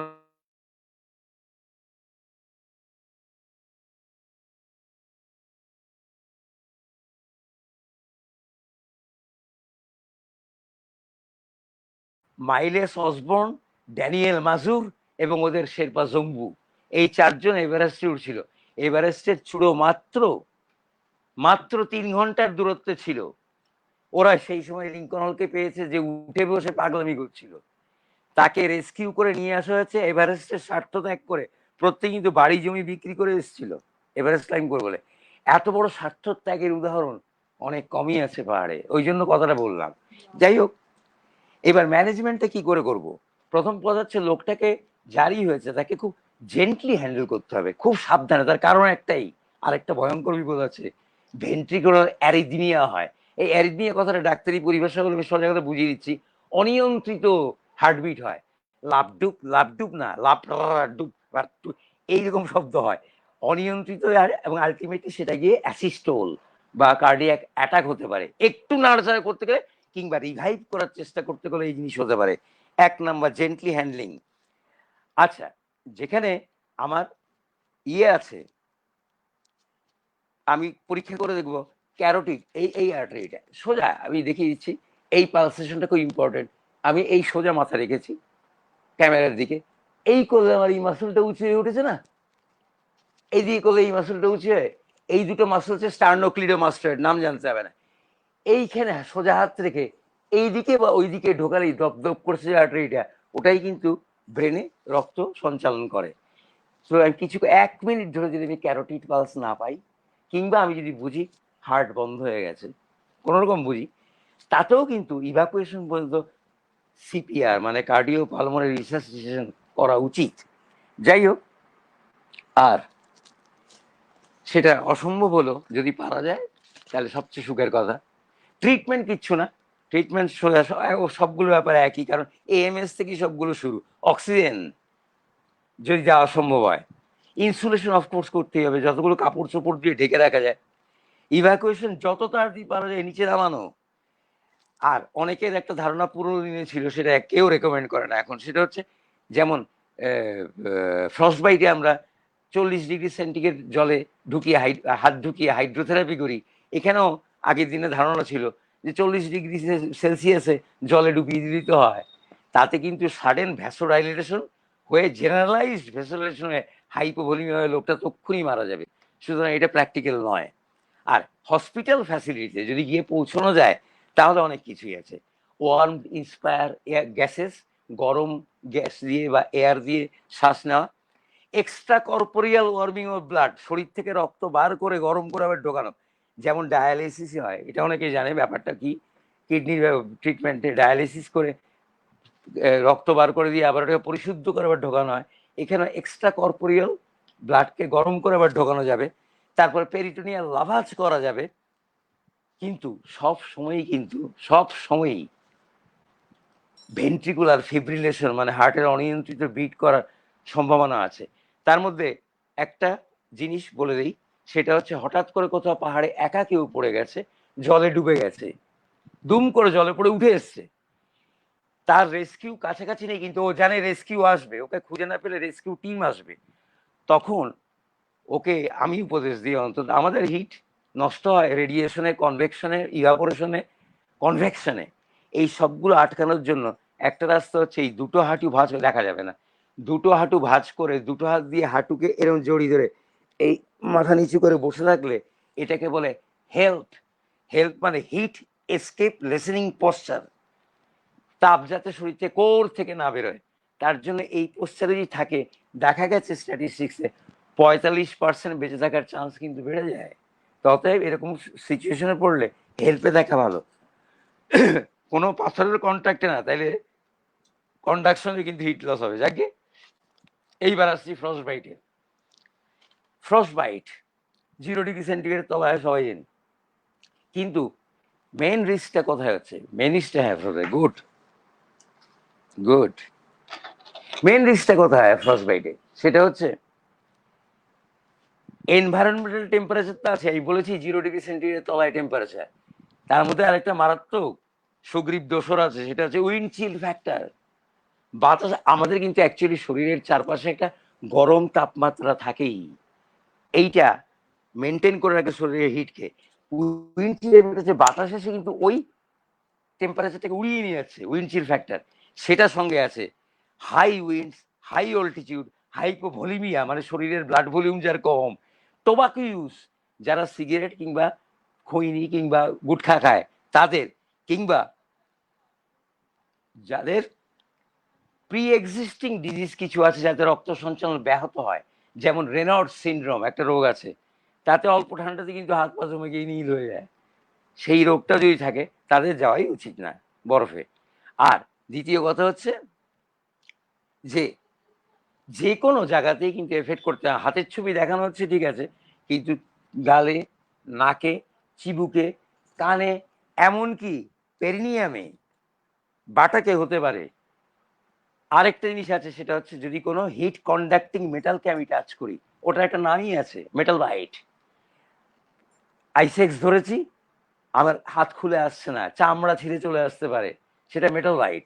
তো ওরকম একটা মেটালের সিটে বসলে আমার বাটাকেও হতে পারে। তো যাই হোক, আমি শুরু আমাদের সব জায়গাতেই ফ্রস্ট বাইট নিয়ে যতগুলো স্টাডি হয়েছে তাতে ফ্রস্ট বাইটকে নানা ভাগে ভাগ করা হয়েছে। 1 degree frost bite, 2 degree frost bite, 3 degree, 4 degree. এত সময় নষ্ট না করে আমি 3টে ভাগ করেছি। একটা হচ্ছে ফ্রস্ট নিপ, সেটা হচ্ছে যে আমার আঙুল অবশ হয়ে গেছে, আমার হাতের চামড়া সাদা হয়ে গেছে, আমার প্যারাস্থেসিয়া হচ্ছে, প্যারাস্থেসিয়া হচ্ছে আমার হাত অবশ, আর তার মধ্যে ছুট ফোটানোর মতো টিংলিং সেন্সেশন হচ্ছে, তাও না হতে পারে একদম অবশ হয়ে যেতে পারে, আমার হয়েছে।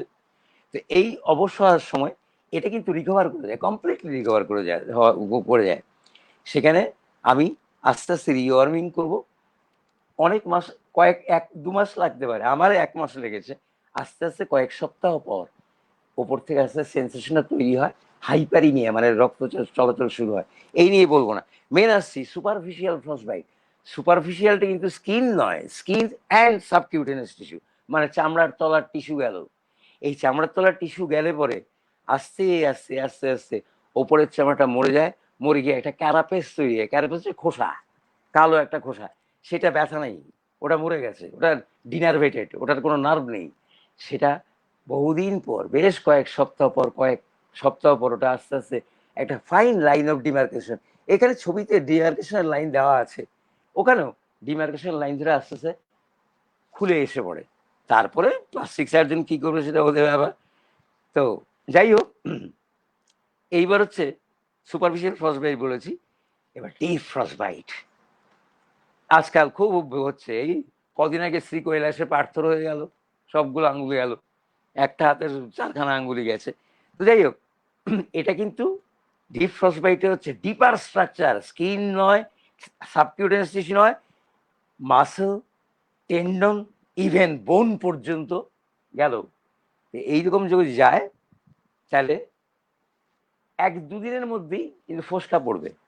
সেটা সুপারফিশিয়াল ফ্রস্টবাইটে ফোসকা পড়ে, কিন্তু নেভার নেভার ফিল্ডে যেন কেউ ফোসকাকে পাংচার না করে, তার কারণে ইনফেকশন হলে আরো ভয়ঙ্কর ভাবে আসছি আমি। তো যাই হোক, এইগুলো এফেক্টেড হয়। প্রিভেনশন কি করে করবো, আমি প্রিভেন্ট করবো কি করে, কারো হবে, এটা সাবধানতা দ্বারা কিছুতেই হয় না। আমি নিজে গ্লাভস পরিনি, আমি নিজে করি, সুবিমল সুরের যোগিনের মাথায় শুধু পুজো দেওয়ার জন্য গ্লাভস খুলেছিল বলেই ফ্রস্টবাইটে 2খানা আঙুল চলে গেছে। কি দরকার ছিল গ্লাভস খোলার? ক্যামেরা অপারেট করতে গিয়ে আমি গ্লাভস খুলিনি, যাক ওটা পরের কথা। সেটা হচ্ছে ডিপার স্ট্রাকচার গুলো ধরে আলটিমেটলি সমস্ত টিস্যুটাই নষ্ট হয়ে গিয়ে আস্তে আস্তে লাইন অফ ডিমার্কেশন তৈরি হয় বেশ কয়েক সপ্তাহ না, মাসও লাগতে পারে। ওটা থেকে আস্তে আস্তে ভায়াবল টিস্যু থেকে খুলে আসে মরা জায়গাটা, গ্যাংগ্রিনাস জায়গাটা। গ্যাংগ্রিন 2 রকম হতে পারে, একটা হচ্ছে ড্রাই গ্যাংগ্রিন, শুকনো মামিফাইড আঙুল, সেটাকে আমরা চেষ্টা করি যাতে ইনফেকশন না হয়, আর টাইম দিই, ডিলেইড সার্জারি। ওই যখন লাইন অফ ডিমার্কেশন শুরু হয় আলাদা হবে, সেই সময় হচ্ছে শরীর নিজেই জানান দেবে কিন্তু যে এখন কাটার সময়। আর তার আগে যদি ইনফেকশন শুরু হয়ে যায় তাহলে দেরি না করে অপারেশনে যাওয়াই ভালো। যাই হোক, আলটিমেটলি পেশেন্টকে ওই যখন এটা হবে, ফোসকা টোসকা পড়বে, হসপিটাল ফ্যাসিলিটি আনতে পারলে ওখানে গিয়ে ওয়ার্লপুল আছে, ওর মধ্যে হাত ঢুকিয়ে হাইড্রোথেরাপি করে ওইখানে ড্রেসিং করা ভালো। তো প্রিভেনশন হচ্ছে আমরা ভালো কাপড় চোপড় পরবো আর কি, ইনসুলেটিং, ওয়াটারপ্রুফ, উইন্ডপ্রুফ জামা কাপড়, আর অ্যাভয়েডিং ইম্পর্টেন্ট কথা, কনস্ট্রিকশনের কথা না হয়। আমি আঙুলে একটা আংটি পরেছি, আঙুল ফুলে গেছে, সেটা আরো ডেঞ্জারাস। আমার পায়ে বুটটা ইল ফিটিং, সেটা টাইট হয়েছে, তাতে আরো বেশি হবে। সুতরাং এইগুলো অ্যাভয়েড করা। আচ্ছা, তারপরে টোবাকো সবকিছু অ্যাভয়েড করা, যে কোনো রকমের টোবাকো। অ্যাডিকুয়েট ক্যালোরি ইনটেক, ভালো করে ক্যালোরি খেতে, হাইড্রেশন, জল বেশি করে খেতে হবে। ইন এনি কেস, ওটা গেল। এবার ট্রিটমেন্ট আমি কি করব, হয়ে গেছে আমার ফ্রস্টবাইট, সেখানে আমি চেষ্টা করব আর যেন ড্যামেজ না হয়, যাওয়ার হয়ে গেছে। এই প্রিভেন্ট ফার্দার ড্যামেজ মানে অনেকে হাত ঘষা শুরু করে দিল, বাইরে থেকে আগুন এনে তাপ দেওয়া শুরু করলো, এগুলোতে আরো ড্যামেজ হয়। সুতরাং preventing further damage is primary important, of primary important, ওটা যেন না হয়। ব্লিস্টার পাংচার করবো না, ইনফেকশন হবে। দ্বিতীয় হচ্ছে ডিলেড সার্জারি, সার্জারির জন্য পরে। ইনফ্যাক্ট কিন্তু একটা ফ্রস্টবিটেন যার পায়ে হয়েছে তাকে নামিয়ে আনা সোজা, তার কারণ ফ্রস্টবাইট নিয়ে লোকে কিন্তু হেঁটে দিব্যি চলে আসতে পারে সেন্স না থাকলেও। সুতরাং ক্যাজুয়ালিটিকে ক্যারি করা সহজ। আর যদি এক্সট্রিম অল্টিটিউডে 5000 মিটারের উপরে যদি হয়, অক্সিজেন দেওয়া যেতে পারে, ভ্যাসোডাইলেটর, নিফেডেপিন, রেজারপিন, এই সমস্ত দেওয়া যেতে পারে। হ্যাঁ, আমার পাহাড়ের এক্সপিরিয়েন্সে লোকে কমপ্লামিনা রিটায়ার্ড খাচ্ছে, আপত্তি নেই আমার, কিন্তু এগুলো ডিবেটেবল, তর্ক সাপেক্ষ যে এগুলোতে আদৌ কাজ হয় কিনা। অনেকে আবার প্রোফাইলেকটিক্যালি নেয়, রাত্রিবেলা সামিট মার্চ করতে যাচ্ছে, রাত্রিবেলা 2টো কমপ্লামিনা খেয়ে চললো, সেগুলো কিন্তু তর্ক সাপেক্ষ, এর কোনো প্রমাণ নেই যে এর জন্য কোনো উপকার হয়। এইবার আসছি, যেমন ঠান্ডাতে রোগ হয় তেমনি কিন্তু গরমেও হয়। গরমে হয় তার কারণ হচ্ছে প্রত্যেকটা লোকের একটা অদ্ভুত ধারণা আছে, পাহাড় মানেই ঠান্ডা। একেবারেই নয়, সবাই জানে, যারা পাহাড়ে যায় তারা জানে পাহাড় মানেই ঠান্ডা নয়। নর্থ কলে 91-এর এক্সপিডিশনে সৌমিত্র গাঙ্গুলিরা খালি গায়ে তাঁবুতে ছিল, মাঝখানে গ্রাউন্ড সিটে গর্ত করে তাতে পাউডার স্নো জমিয়ে সঙ্গে সঙ্গে গলে জল হয়ে গেছিল, ওখান থেকে জল খেয়েছিল, এই কাহিনী আমি শুনেছি। সুতরাং পাহাড়ে কিন্তু হিউজ টেম্পারেচার ভেরিয়েশন হয়, হিউজ টেম্পারেচার ভেরিয়েশন। এভারেস্টের ওয়েস্টার্ন কুম, যেটা 6000 থেকে 7000 মিটারের অল্টিটিউড, সেখানে 30 ডিগ্রি সেলসিয়াস হচ্ছে টেম্পারেচার উঠতে পারে, আর সূর্য যেই সারাউন্ডিং পাহাড়ের আড়ালে ডুবে যায়, উইদিন মিনিটস ওটা 0 ডিগ্রি তলায় নেমে যায়। এই যে বিরাট ডিফারেন্সটা, এই ডিফারেন্সের মধ্যে মেইনলি যেটা গরমের সময়, গরমের জন্য তাতে হিট এক্সস্টন হয়।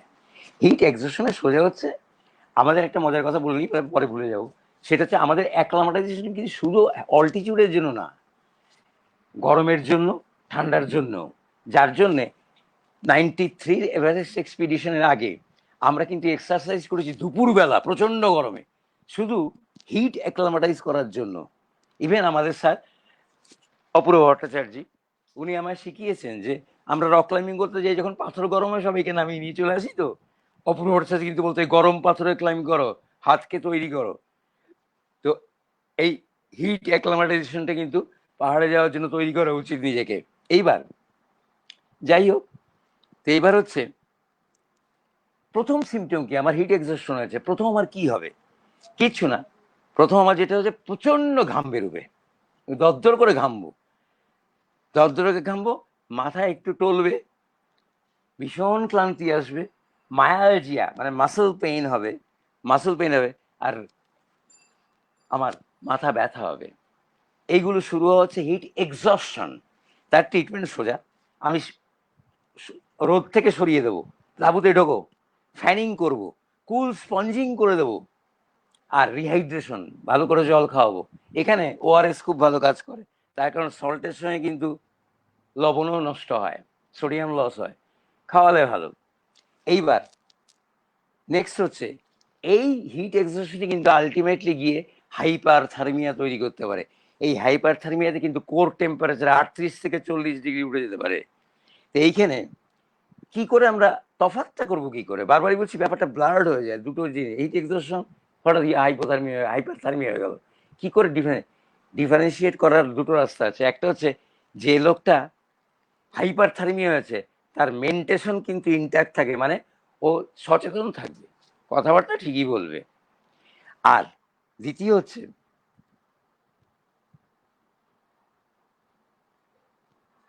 যদি এইসব করেও ইভাকুয়েট করা সম্ভব নয়, তাহলে অন দ্য স্পট যদি সম্ভব হয়, ইলেকট্রোলাইট ব্যালেন্স মনিটরিং করা অসম্ভব ব্যাপার, কিন্তু করতে পারলে খুব ভালো। ওর সোডিয়াম পটাশিয়াম কত আছে দেখা, আর আইভি ফ্লুইড রিহাইড্রেশন, সেটাও অসম্ভব। এবার হিট স্ট্রোক, শেষটায় আসছি, সেটা আরো ডেঞ্জারাস। সেখানে কিন্তু বডি টেম্পারেচার 41 ডিগ্রিতে উঠে যাবে, 41 ডিগ্রি। ও, আরেকটা করতে গিয়ে আমি এটা ঘাটছি না এতক্ষণ, সেটা হচ্ছে, যেমন হিট এক্সস্টনে মেন্টেশন ঠিক থাকে, মানে আমার সচেতন ঠিক থাকে, তেমনি আমার টেম্পারেচার কিন্তু 40 ডিগ্রির নিচে থাকবে, কিন্তু হিট স্ট্রোকে কিন্তু 41 ডিগ্রির উপরে উঠবে। আর উঠলে পরে আমাদের শরীরের নর্মাল থার্মো রেগুলেটরি রেসপন্স, যা দিয়ে আমরা শরীরের তাপমাত্রা মেনটেন করি, সেটা আর একটা বিরাট মেকানিজম। আমি অ্যাক্লামাটাইজেশন যেরকম বলেছিলাম, সেরকমই এখানেও আমাদের থার্মো রেগুলেটরি সিস্টেম আছে। বেশি গরম যদি হয়, সোয়েটিং করিয়ে দিয়ে ঘাম নষ্ট হয়, বেশি ঠান্ডা লাগে কাঁপিয়ে দিয়ে কিন্তু রক্ত সঞ্চালন বাড়িয়ে দেবে। এই সামান্য দুটো কথা যাতে লোকে বোঝে, কিন্তু আরো বড় মেকানিজম আছে। সুতরাং এই থার্মো রেগুলেটরি মেকানিজমটা কিন্তু নষ্ট হয়ে যাবে হিট স্ট্রোকে, আর টেম্পারেচার 41 ডিগ্রির উপর উঠে যাবে, সোয়েটিং মানে ঘাম বেরোনো বন্ধ হয়ে যাবে, স্কিন ধরলে পরে প্রচন্ড গরম, হিটটাচ, মাথা ব্যথা হবে, হয় গা গলানো থাকবে, নয় বমি থাকবে, এই দুটোই হয়। আর অ্যাকিউট নিউরোলজিক্যাল ব্যালেন্স, এটাই হলমার্ক, লোকটা উল্টো পাল্টা বকবে বা করবে। সিএনএস আমাদের নিউরোলজি সমস্ত ব্যাপারটা এখান থেকে শুরু হয়, তো এতে গোলমাল শুরু হবে ওর। তো যাই হোক, ট্রিটমেন্ট কি করবো? ট্রিটমেন্ট হচ্ছে বডি টেম্পারেচার যত তাড়াতাড়ি পারা যায় লোয়ার করব। তার জন্য দরকার হলে সারফেস কুলিং করব। সারফেস কুলিংটা সবচেয়ে বেশি এফেক্টিভ যা হচ্ছে ঘাড় আর এই ট্রাঙ্ক, তাতে বরফ দিয়ে হোক, জল দিয়ে হোক, আইস দিয়ে হোক, স্নো দিয়ে হোক, যা দিয়ে পারি আমি ঠান্ডা করব। আচ্ছা, সারফেস কুলিংটা ইভেন হসপিটালে গেলেও কন্টিনিউ থাকবে। আর ওখানে গেলে কুল মেকানিক্যাল ভেন্টিলেশন, ঠান্ডা হাওয়া দিয়ে ভেন্টিলেশন, কিংবা হিউমিডিফাইড এয়ার দিয়ে করতে হয়। আর সেটা হচ্ছে পেরিটোনিয়াল লাভাজ, সেটা ঠান্ডা জল দিয়ে। তো সেগুলো বড় বড় ব্যাপার, সেই হসপিটালে গিয়ে যা হবে। এবার আরেকটাতে আসি, হাইটে আর একটা আল্ট্রাভায়োলেট রেডিয়েশন আর স্নো ব্লাইন্ডনেস। যত উপরে আমরা উঠবো সেখানে কিন্তু অ্যাটমসফিয়ার অত্যন্ত পাতলা, থিন এয়ার। এই কথাটা অত্যন্ত সুন্দরভাবে বলে সাহেবরা। থিন এয়ার মানে ওখানে কিন্তু সান রেখে অ্যাবজর্ব করা বা ডিফ্লেক্ট করার ক্ষমতা থাকে না। প্লাস যে স্নোস্কেপে আমি গেছি সেখানে রিফ্লেক্টেড সান রে এত প্রচন্ড যে ওখানে সানবার্ন তো হয়ই, যার জন্য আমরা সানস্ক্রিন নিয়ে সানব্লক সানস্ক্রিন অনেক কিছুই আছে, সানবার্ন হয়। একই কথা, ওই সানবার্ন কিন্তু চোখে হয় যদি না প্রপার ইউভি ফিল্টার দেওয়া সানগ্লাস বা স্নো গ্লাস বা গ্লেশিয়ার গগলস না পরা হয়। তো সেখানে আমার হবে, এবং সেটা মাত্র 4 ঘন্টা এক্সপোজারে হতে পারে। এই নিয়ে আরেকটা মজার ঘটনা পরে বলছি। তো যাই হোক, তো এবার প্রচন্ড ব্যথা হবে, এটা হচ্ছে সিমটম। চোখে প্রচন্ড ব্যথা, গ্রিডি সেন্সেশন, মানে চোখে বালি পড়েছে মনে হবে। আর যেটা স্প্লিট এই ল্যাম্প দিয়ে বা স্লিট ল্যাম্প দিয়ে বা অপথ্যালমোস্কোপ দিয়ে দেখা যাবে, সেটা হচ্ছে যে কনজাংটিভা আর কর্নিয়া এগুলো ইডিমাটাস ফুলে যাবে এবং হাইপারিমিয়া, লাল কনজাংটিভিটা হবে। এখানে ছবি আছে, সেখানে কনজাংটিভার এই পাশটা লাল দেখা যাচ্ছে। আচ্ছা, এবার ট্রিটমেন্ট কি করে করব? ট্রিটমেন্ট হচ্ছে, হ্যাঁ আমি ওকে নামিয়ে আনবো, ঠিক আছে, নামিয়ে আনা এমন কিছু কষ্ট না, চোখ দিয়ে তো লোকে হাঁটে না। কিন্তু ততক্ষণে যেটা করব সেটা হচ্ছে 1 নাম্বার, সবচেয়ে ইম্পর্টেন্ট কথাটা বলে নিই, বাকিগুলো মাইনর ব্যাপার। কখনো লোকাল অ্যানাস্থেটিক দেবো না, মানে অবশ করার ওষুধ। ওর কিন্তু ইন্টেন্স পেন হচ্ছে, সন্দীপ দে সারা রাত কেঁদেছে চিৎকার করে, একদম অন্ধ হয়ে আমার তাবুতে সামিট ক্যাম্পে। ওকে পিক থেকে নামানোটা একটা বিরাট দুঃসাহসিক অ্যাডভেঞ্চার, পরে কোনোদিন দেখা হলে কথা হবে, বিরাট কাহিনী। ওকে ইয়ানবুকের পিক থেকে নামানো হয়েছে অন্ধ অবস্থায়, এসে ও সারা রাত চিৎকার করে কেঁদেছে, কিন্তু লোকাল অ্যানাস্থেটিক ছিলও না, কিন্তু থাকলেও দিতাম না। তার কারণ হচ্ছে লোকাল অ্যানাস্থেটিক লিগনোকাইন যেমন, সেগুলো হচ্ছে চোখের কর্নিয়ার পক্ষে টক্সিক, ওটা বিষাক্ত 1 নাম্বার। একমাত্র দেওয়া যেতে পারে 2টো জায়গায়, সেটা হচ্ছে আমি যদি চোখ পরীক্ষা করি, আমার কাছে ওই স্লিট ল্যাম্প আছে, অপথ্যালমোস্কোপ আছে, ইত্যাদি আছে, আমি চোখ দেখবো, তখন আমি দেবো। তার কারণ চোখ অবশ করে দেবে, মানে খুলতে গেলেই তো বন্ধ করে দেবে, অবশ করে দেবো। আর না হলে টু ফ্যাসিলিটেট ডিসেন্ট, দুর্গম উচ্চতা থেকে আমি নামাচ্ছি ওকে। সাংঘাতিক ব্যাপার, অন্ধ একটা ভিকটিমকে আমি ওপর থেকে নামাচ্ছি, তাকে নামাতে গেলে আমাকে অ্যানাস্থেটিক ইউজ করতে হবে যাতে ও মানুষের চোখটা খুলে রাখতে পারে। আরেকটা লোকাল অ্যানাস্থেটিকের অসুবিধা হচ্ছে, যাকে দিচ্ছি তার কিন্তু সচেতনতা লোপ পায়, অবশ্য হয়ে গেছে তো, ও চুলকে দেবে, তাতে কর্নিয়ার আরো ক্ষতি হবে। যাই হোক, এবার ট্রিটমেন্ট আমি কি করব? ট্রিটমেন্ট হচ্ছে প্রিভেনশন, হচ্ছে সবচেয়ে বড় কথা, যে আমি একটা প্রপার ইউভি ফিল্টার লাগানো সানগ্লাস ইউজ করবো। একটা কথাটা আমি ভুল বললাম, দরকার হলে একটা স্পেয়ার নেওয়া উচিত। তার কারণ হচ্ছে, আরো একটা জিনিস বলে দিচ্ছি আমি, এটা আমার নিজের অভিজ্ঞতা, এটা অবশ্যই বই পাইনি, সেটা হচ্ছে যদি একটাও সানগ্লাস বা স্নো গ্লাস থাকে, তার যেন স্ট্রিং থাকে। তমসা উপত্যকায় একটা পিক করতে গিয়ে, আনলাইন পিক করতে গিয়ে, আমার বন্ধু জসবীর সিং হুনজান, পাঞ্জাবি ছেলে, সে সামিট ক্যাম্প থেকে শুধু পিক করতে পারলো না, তো চশমাটা পায়ের তলায় পরে মরাত করে ভেঙে গেছে, একটাই চশমা, তার স্ট্রিং নেই। তো সুতরাং আমি বলে দিই যে স্পেয়ার একটা সানগ্লাস নাও, এবং তার সঙ্গে যেন স্ট্রিং থাকে পেছনে আটকানোর জন্য, যাতে খসে না পড়ে পায়ের তলায়। হতেই পারে পা নিচু করে দেখছি আমি, কোথায় ক্রিভাস আছে, গর্ত আছে, চশমাটা খুলে পড়ে গেল। যাকগে, এইবার ওরাল অ্যানালজেসিস, চোখের ব্যথার জন্য আমি মুখে খাওয়াবো NSAID, non steroidal anti inflammatory analgesic. ওই ব্রুফেন টুফেন, প্যারাসিটামল যা ইচ্ছে খাওয়াবো ব্যথার জন্য। আর টপিক্যাল লুব্রিকেন্ট দেবো, চোখে লুব্রিকেন্ট, সেটা হচ্ছে 1% ক্লোরামফেনিকল, খুব ভালো, সেটা চোখে দেবো। একে আরো অনেক ওষুধ আছে, নাম বললে সময় নষ্ট হবে। সাইক্লোপ্লেজিক দেবো, সেটা চোখের ডাক্তার যারা দেখি তারা জানে, একটা চোখের ড্রপ দিয়ে বসিয়ে রেখে চোখ বড় হয়ে যায়, দেখা যায় না। সেগুলো সাইক্লোপ্লেজিক ড্রাগ, যেটা আইরিসকে প্যারালিসিস করে দেয়, আর ইয়েকে পিউপিলকে বড় করে ডাইলেট করে দেয়, ডাক্তার যাতে ভালো করে দেখতে পারে, সেটা দেবো। আর আই প্যাড দেবো, চোখ বন্ধ করে। যদি আই প্যাড না থাকে বা কাউকে আমি নামাচ্ছি, ওর 2 চোখ গেছে, অন্ধ আছে টেম্পোরারিলি, তাহলে হেডব্যান্ড দিয়ে বা ম্যাট্রেস কেটে আমি ওর দু চোখে বেঁধে ঠিক চোখের দুপাশে দুটো ক্রস শেপের ছাদা করে দেবো, যাতে লাইট কম ঢোকে, ওইটুকু দেখেই আসবে। এই একটা ক্রস, এই একটা ক্রস, এই একটা ক্রস, এই একটা ক্রস, ওইটুকু দিয়েও দেখে আসবে। বাকিটাকে নামিয়ে তো আনতেই হবে, অত সহজে নামতে পারবে না। এইবার সেটা হচ্ছে, যদি আল্ট্রাভায়োলেট রেডিয়েশন শেষ করি আর বাকিগুলো ডাক্তারি কথা, লাস্ট ফিনিশ করি আমি ট্রেঞ্চ ফুট দিয়ে। Sayantani, trench foot.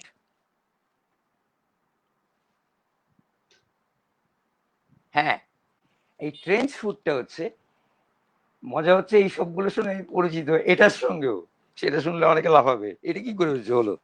সেটা হচ্ছে এই বাংলাদেশের মুক্তিযুদ্ধের সময় আমাদের পরিবারকে ট্রেঞ্চে বহুদিন কাটাতে হয়েছিল, তখন এই ছবি হয়েছিল প্রত্যেকের পায়ে, জল কাদার মধ্যে ট্রেঞ্চে বসে আছি। আমার বিশ্বাস, আমি যদিও কোথাও পাইনি, ট্রেঞ্চ ফুট কথাটা এই ট্রেঞ্চে বসে থাকার জন্য এসেছে।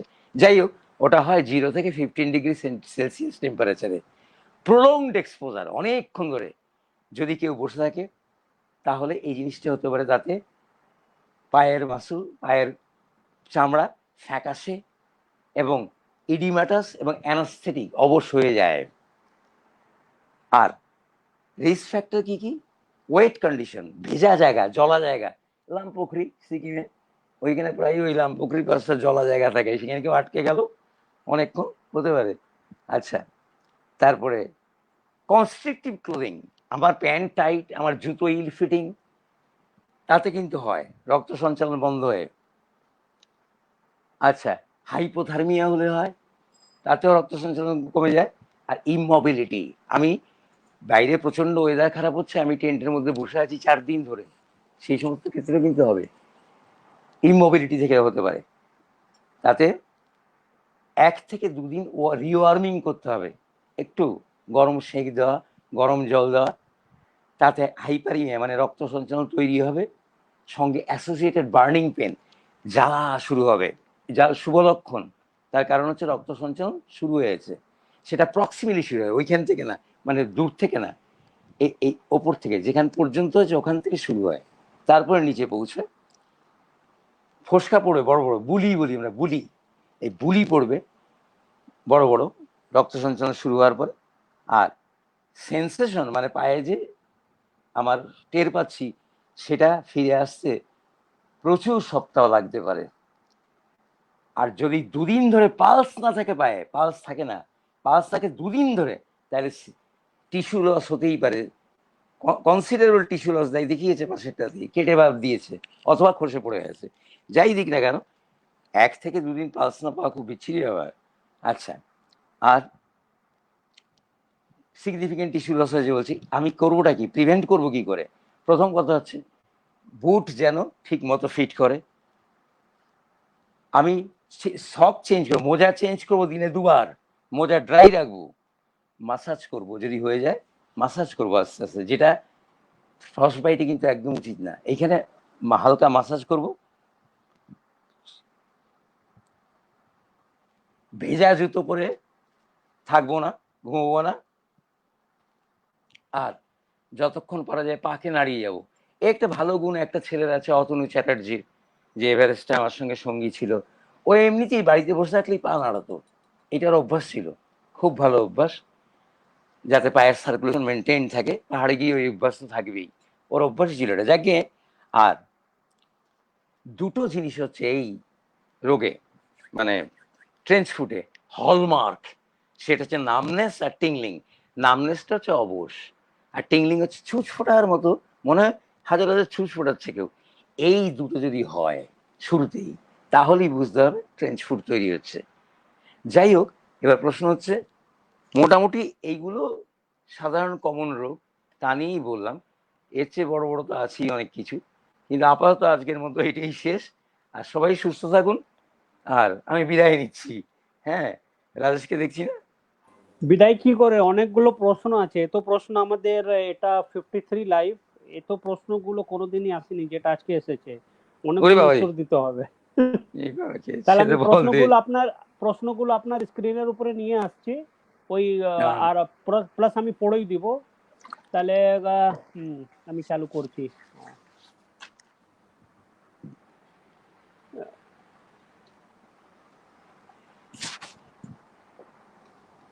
এটা শ্যামল সরকার দা জিজ্ঞেস করেছিল প্রথমেই, যেটা এভারেস্টে কতক্ষণ থাকা যায়, তো আপনি উত্তরটা দিয়েছিলেন, বাট শ্যামল দা দিয়েছিলাম। প্রশ্নটা ছিল শেরপা বা বিদেশি ক্লাইম্বারদের কথা বলিনি, বাঙালি ক্লাইম্বারদের কথা বলছি। বাঙালি ক্লাইম্বারদের কথা, শ্যামল বাঙালি যারা ক্লাইম্বার আছে, শ্যামল সরকারের জন্য বলছি, তাদের মধ্যে আমার মনে হয় 7-8 ঘন্টার বেশি এখন পর্যন্ত রেকর্ড নেই পিকে থাকার, তার বেশি সম্ভব নয়। অ্যাকচুয়ালি একটা এভারেস্ট সামিট করতেই নিয়মটাই হচ্ছে তাড়াতাড়ি স্টার্ট করো, মোটামুটি ছবি তুলে প্রুফটা তৈরি করে নেমে এসো, ওখানে সময় কাটানো না। শেরপাদের কথা আলাদা, বিদেশিদের কথাও কিন্তু ঠিক আলাদা না। অনেক বিদেশিরা ভীষণ সাসেপ্টেবল, ইন্ডিয়ানরা বরং তার চেয়ে বেশি ইয়ে করতে পারে। যাই হোক, আমার মতে 7-8 ঘন্টা, কিন্তু শ্যামল সরকারকে বলছি আমি, এটা কিন্তু আমার অনুমান, তার বেশি রেকর্ড বোধহয় নেই, থাকলে আমি শুনলে পরে আমি উপকৃত হব। নেক্সট রাজেশ। আচ্ছা, জয়দীপ ব্যানার্জি প্রশ্ন আছে, if someone become the victim of hypoxic vasoconstriction, how to overcome হ্যাঁ দ্যাট? আমি জানি না প্রনাউন্সিয়েশনটা ঠিক করলাম কি না। হ্যাঁ, ঠিক আছে ঠিক আছে, আমি বুঝেছি আপনার দাদা। স্ক্রিনে ওই দেখানো যাচ্ছে। হ্যাঁ ঠিক আছে, সেরিব্রাল ইডিমা আর পালমোনারি ইডিমা দুটোই কিন্তু ভ্যাসোকনস্ট্রিকশনই হয়। ভ্যাসোকনস্ট্রিকশনটা এড়াবার জন্য কিন্তু আমি বলেছি দুভাবে এই জিনিসটা টেস্ট করা হয়েছে। একটা হচ্ছে সমুদ্রতলে, মানে সি লেভেলে হাইপোব্যারিক অ্যাটমসফিয়ারে ট্রায়াল দিয়ে দেখা গেছে বেশ কিছু পিরিয়ড হাইপোব্যারিক ইতে প্র্যাকটিস করেছে। হাইপোব্যারিক মানে সমুদ্রে যা চাপ, তার চেয়ে ব্যারোমেট্রিক প্রেশার কমের মধ্যে প্র্যাকটিস করে যারা উঠেছে, তাতে কিন্তু রিপোর্টেডলি ভালো ফল এসছে। আর যদি ভ্যাসোকনস্ট্রিকশন হয়েই যায়, তাহলে তো পালমোনারি এডিমা সেরিব্রাল এডিমা হবেই, সেটা ওদের ট্রিটমেন্ট। এই হাইপক্সি এড়ানোর জন্য অক্সিজেন, আর কিছু না। কারণ হাইপক্সিক ভ্যাসোকনস্ট্রিকশন, এই কথাটা হাইপো কথাটার অর্থ হচ্ছে কম, তা হাইপক্সিক ভ্যাসোকনস্ট্রিকশনের উত্তর হচ্ছে হাইপার অক্সিমিয়া, যাতে করা যায়, এই একটা। আর তা নাইলে সবচেয়ে বড় ব্যাপার হচ্ছে এই, আমি একদম রিসেন্ট রিপোর্ট বলছি, হাইপোব্যারিক হাইপক্সিয়াতে যারা নিচে ইয়ে করেছে, পিরিয়ড কাটিয়েছে, বেশিরভাগ কারা করে, যারা হচ্ছে রেস্কিউতে যাচ্ছে, তার হচ্ছে রেস্কিউ টিমের যারা, তাদের কিন্তু প্রচন্ড ফাস্ট উঠতে হবে, ওদের গ্রেডিয়েট অ্যাসেন্ট হয় না। গ্রেডিয়েট অ্যাসেন্টটা আমি একবার বলে নিচ্ছি, সেটা হচ্ছে একদম রিসেন্ট নিয়ম, যেটা হচ্ছে সেটা হচ্ছে গ্রেডিয়েট অ্যাসেন্ট হচ্ছে গ্র্যাজুয়াল অ্যাসেন্ট। সেটা হচ্ছে প্রতি 3000 মিটার অল্টিটিউডের পর যে যেখানে পৌঁছবে, সেখান থেকে প্রত্যেক রাতের উচ্চতা 300 মিটারের বেশি বেশি হওয়া উচিত না। এই 300 মিটার উচ্চতাটাকে কিন্তু আমরা স্লিপিং অল্টিটিউড বলি। এটার কারণ আছে, স্লিপিং অল্টিটিউড রাত বলেছি কিন্তু দিন না, প্রত্যেক রাত কিন্তু 300 মিটারে কাটাতে হবে, এবং প্রত্যেক 1000 মিটার বা 3 দিন, রাফলি ওই 300 মিটার করে 3 দিন পরে একদিন রেস্ট ডে মাস্ট। আর দ্বিতীয় কথা হচ্ছে, এই জিনিসটা খুব একটা ক্লাইম্বিং শিডিউলের পক্ষে খুব টেডিয়াস মনে হতে পারে, যে স্লো হয়ে যায় শিডিউল, সেটা বেশিরভাগ হয় নেপালে অর্গানাইজড এক্সপিডিশনে, এবং এই নিয়ে নেপালে একটা কনফারেন্স হয়ে গেছে অলরেডি বিদেশিদের নিয়েই, যে গ্রেডেড এসেন্টটা করা উচিত, কিন্তু এতে মুশকিল হচ্ছে প্রচন্ড কস্ট বেড়ে যাচ্ছে এবং ভীষণ স্লো মুভমেন্ট হচ্ছে। আর এই গ্রেডেড অ্যাসেন্টের মধ্যে একটা মজা হচ্ছে যে হয়তো কেউ 3000 মিটারের ওপরে 600 মিটার ক্লাইম্ব করে ফেলেছে, সে কিন্তু 600 মিটার গিয়ে ফেরি করে মাল রেখে 600 মিটারের নিচে নেমে এসে ঘুমোবে। এটাই স্লিপিং অল্টিটিউড, যার জন্যই পাহাড়ের গোল্ডেন রুল হচ্ছে ক্লাইম্ব হাই স্লিপ লো, ওটাও ওপরে ঘুমো নিচে। এই স্লিপ লো, তাতে ওই কতগুলো ঝামেলা হয়, পিরিয়ডিক ব্রিদিং ইত্যাদি ইত্যাদি, ওগুলো কথা ছেড়ে দিলাম। এটা হচ্ছে হাইপক্সিয়া, যে হাইপক্সিক ভ্যাসোকনস্ট্রিকশন বলছিলেন দাদা, সেই ভ্যাসোকনস্ট্রিকশনটা হচ্ছে ঠিক আছে, অক্সিজেন কমের জন্য আর্টারি কুচকে গেছে, এটা হচ্ছে হাইপক্সিক ভ্যাসোকনস্ট্রিকশন। সুতরাং প্রথম কাজ হচ্ছে আমি হাইপক্সিয়া হতেই দেব না, তার জন্য আমার ব্যবস্থা থাকবে, আমার অ্যাক্লামাটাইজেশনের প্রোগ্রাম থাকবে, আর যদি হয়েই যায় ট্রিটমেন্টটা হবে কোন অর্গানের ভ্যাসোকনস্ট্রিকশন তার উপরে, আর অক্সিজেন তো লাগবেই। হ্যাঁ রাজেশ, আচ্ছা, তারপরে হ্যাঁ, পিনাকি কোনার জিজ্ঞেস করেছে, some high altitude take mild sedative eg clonazepam at night, how it can affect? না, খুব ভালো প্রশ্ন করেছে। সেটা হচ্ছে এই আমি এই বলেছিলাম আমার লেকচারের সময় যে ক্লোনাজিপাম, ডায়াজিয়াম, যাই হোক না, এইগুলো বেনজোডায়াজেপাইন, এগুলোর কোনো কিন্তু প্রুভেন ভ্যালু নেই, আর উচিতও না, একেবারে উচিত না। তার কারণ হচ্ছে আমাদের শরীরে, একদম সোজা কথা বাংলায়, ডাক্তারি না, সেটা হচ্ছে আমাদের শরীর কিন্তু রেসপন্ড করে। আমার রাত্রিবেলা হাইপক্সিয়া হচ্ছে, অক্সিজেন কমে যাচ্ছে, আমার শরীর কিন্তু পিরিয়ডিক ব্রিদিং হয়। পিরিয়ডিক ব্রিদিং হচ্ছে আমার ঘুমের মধ্যে হাইপার ক্যাপনিয়া হচ্ছে, মানে এই শ্বাস নিচ্ছি আমি, হঠাৎ করে অ্যাপনিয়া। এটা এটা কমন, এটা কিন্তু সঙ্গে অল্টিটিউড সিকনেসের কোনো রিলেশন নেই, কিন্তু এটা নিয়ে নানা জনের নানা অ্যাওয়ারনেস আছে। যেমন হঠাৎ করে শ্বাস বন্ধ হলে কেউ প্যানিক অ্যাটাকে লাফিয়ে ওঠে, কি কেউ মনে করে গলা টিপে কেউ শ্বাস বন্ধ করে দিয়েছে, আর কারো কারো মোটেই সেন্সেশন থাকে না, যেমন ঘুমোচ্ছে ঘুমোচ্ছে, মাঝখানে কিন্তু শ্বাস বন্ধ হচ্ছে। কিন্তু এই যে মাঝখানে অ্যাপনিয়া হচ্ছে, হাইপারপনিয়া, মানে বেশি রেটে শ্বাস নেওয়ার পরে অ্যাপনিয়া হচ্ছে, এই রেসপন্সটা কিন্তু শরীর অক্সিজেনের স্যাচুরেশন আর ডিস্যাচুরেশনের উপর ডিপেন্ড করে। অক্সিজেন স্যাচুরেশন ভালো হচ্ছে না, শরীর বেশি করে নেবে, ডিস্যাচুরেশন বেশি হচ্ছে, অ্যাপনিয়া করবে। সুতরাং ঘুমের ওষুধ যদি কেউ খায় সেডেটিভ, সে কিন্তু এই সেন্সেশনগুলোকে ব্লান্ট করে দেয়, ব্লান্ট করে দেয়। যেমন একটা ছোট্ট উদাহরণ বলছি, আমাদের এখানকার আমরা কিন্তু অ্যাজমার রোগীকে ঘুমের ওষুধ খাওয়াই না, কারণটা একটাই, একটা লোক অ্যাজমার রুগী যে শ্বাস নিয়ে লড়াই করছে, অর্ধেক উঠে বসে লড়াই করছে, তার লড়াইটাই আমি থামিয়ে দিচ্ছি কিন্তু সেডেটিভ খাইয়ে। সুতরাং আমি এটা সাপোর্ট করি না, না, যদিও সরিলি আমিও খাই। আচ্ছা দাদা, আরেকটা প্রশ্ন আছে, পিনাকি কোনারি আছে। প্লিজ হ্যাঁ, explain your view about use Diamox tab by high altitude trekker. এটা আমি মনে হয় আপনি রাইট, বলেছিলেন, তবু ছোট ভেরি করে গুড। একটু বলে দিন। ছোট করে বলছি, দাদা ডায়ামক্স ট্যাবলেটটা আসলে হচ্ছে কার্বনিক অ্যানহাইড্রেজ ইনহিবিটার, যেটা আমাদের এই ভাষায় আর কি, মানে ইয়ে বলতে গেলে, কম্পোজিশন বলতে গেলে। এবার মুশকিল হচ্ছে এটার কতগুলো সাইড এফেক্ট আছে কিন্তু। ডায়ামক্স এখানকার পপুলার সাইড এফেক্ট হচ্ছে প্যারাস্থেসিয়া হয়, আর মাইল্ড ডায়োরিসিস হয়, পেচ্ছা একটু বেশি হয়। এইটা কিন্তু বারবার ইউজ করলে কিন্তু এই জিনিস কেটে যায়, কিন্তু প্রথম প্রথম কেউ সহ্য করতে পারে না, তার জন্য খাবে না। সেকেন্ড, ডায়ামক্স অ্যাসিডোজোলামাইড হচ্ছে ইয়ে সালফার ড্রাগ। সালফার ড্রাগ বলে সালফারের যত অ্যালার্জি, সেগুলো যারা অ্যালার্জিক তাদের হবে, যার জন্য প্রায়ই এই মাউন্টেন সিকনেসের মধ্যে আমরা করি কি, খোঁজ নেই যে যদি যদি ইয়েতে সালফার ড্রাগে বা অ্যাসিটাজোলামাইডে কেউ সেন্সিটিভ হয়, হাইপার সেন্সিটিভ হয়, তাহলে নেক্সট অপশন কিন্তু আমাদের হচ্ছে ডেক্সামেথাসোন। ঠিক আছে। আচ্ছা দাদা, হ্যাঁ, আর একটা আছে, পরীক্ষিত এটা জিজ্ঞেস করেছে, হুম মঞ্জ ডিজিজে কি বেশি হুম, জল খেলে উপকার হওয়ার চান্স থাকে? না, ওরম না, এরকম একেবারেই কথা না। মংস ডিজিজের জলের সঙ্গে কোনো সম্পর্ক নেই। ঘটনা হচ্ছে ও যে উদ্দেশ্যে বলেছে, যিনিই বলে থাকুন, তার পেছনে কারণটা আমি বুঝতে পারছি, সেটা হচ্ছে রক্তটাকে আরো পাতলা করা। সেটা হয় না, সেটা ওই অ্যাসপিরিন গোছের ওষুধ খেলেও ওই এক কিচ্ছু হয় না। মংস ডিজিজের মজা হচ্ছে একটাই, সেটা হচ্ছে প্রচন্ড সায়ানোসিস। সায়ানোসিস কথাটা আমি ডাক্তারি ভাষায় না বলে সোজা বাংলায় বলছি, স্কিন, মিউকাস মেমব্রেন, এই দুটোই অক্সিজেনের অভাবে ব্লুইশ কালার হয়ে যায়। আর এই মংস ডিজিজের মজা হচ্ছে একদিকে পলিসাইথেমিয়া, পলিসাইথেমিয়া হচ্ছে রক্তে হিমোগ্লোবিনের কাউন্ট প্রচন্ড বেশি, আর সঙ্গে সায়ানোসিস। তার কারণ হচ্ছে থকথকে রক্ত দিয়ে কিন্তু অক্সিজেন চলাচল করতে পারে না। এই দুটো একসঙ্গে মিললে মংস ডিজিজ হয়, তাতে জলের সঙ্গে কোনো সম্পর্ক তো নেই, কখনো না, বরং দুটো আচ্ছা, জিনিসের সঙ্গে সম্পর্ক। হ্যাঁ না ঠিক। হ্যাঁ, আচ্ছা, একটা ত্রিদিব্রহ্ম আচ্ছা আচ্ছা, হ্যাঁ বলেন। এক ছোট্ট করে বলিনি, জলের সঙ্গে একটা সম্পর্ক আছে, সেটা হচ্ছে মংস ডিজিজে ট্রিটমেন্ট হচ্ছে ওকে সমুদ্র তলে নামিয়ে আনা, এক নাম্বার। আর সেকেন্ড হচ্ছে ভেনিসেকশন করা। ভেনিসেকশন হচ্ছে ভেন কেটে কিছু রক্ত বার করে দিয়ে স্যালাইন ঢুকিয়ে দেওয়া। এই একটা জায়গাতে কিন্তু জলে একটা উপকারিতা হচ্ছে। থ্যাংক ইউ দাদা, এটা আমার মাথায় ছিল আচ্ছা, না। ত্রিদীপ ব্রহ্ম জিজ্ঞেস করেছে, আগে এএমএস হয়নি কখনো, তার কি এএমএস হুম। হতে পারে?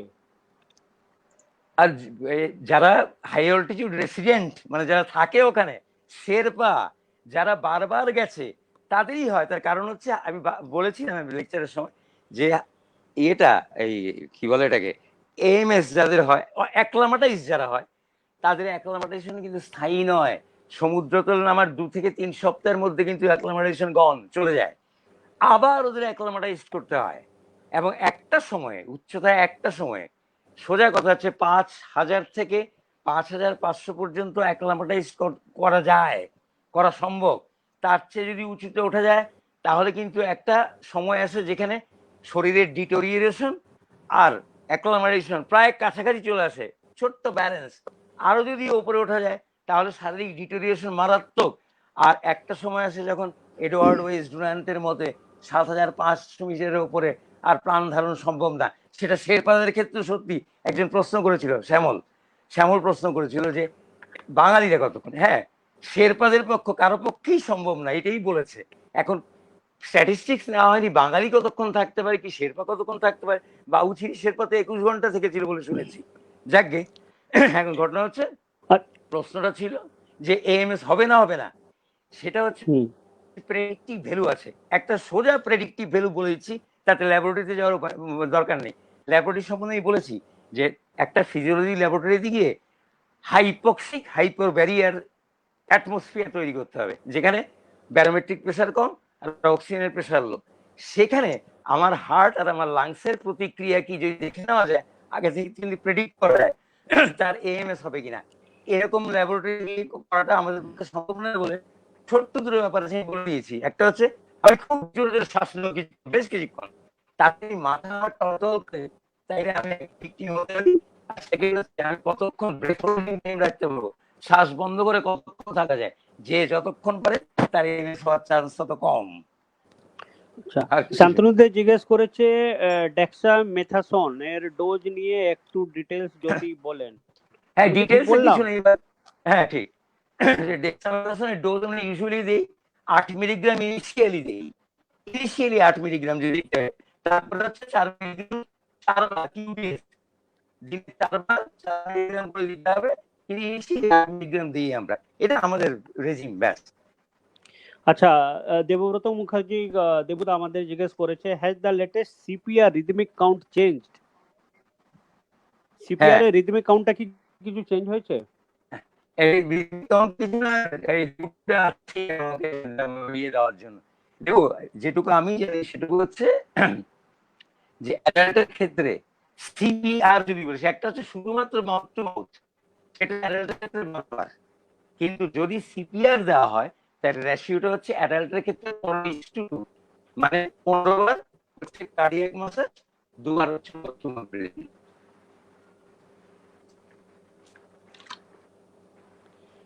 আচ্ছা, ত্রিদীপ ব্রহ্ম জিজ্ঞেস করেছে, অনেক কিছু চাপা দেওয়ার পরেও শরীরের ভিতরে থেকে কাঁপুনি উঠে কেন? না, কাঁপুনি একদিক থেকে আমি বলে দিচ্ছি, কাঁপুনি ওঠাটা কিন্তু হচ্ছে শরীরের একটা ডিফেন্সিভ মেকানিজম।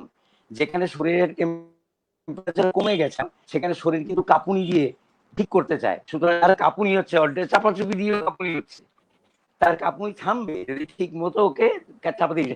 আমি নিজে কেস দেখেছি, সেটা হচ্ছে প্রচন্ড হাইপোথার্মিক কেস, কাঁপছে একদম সিভিয়ার হাইপোথার্মিক,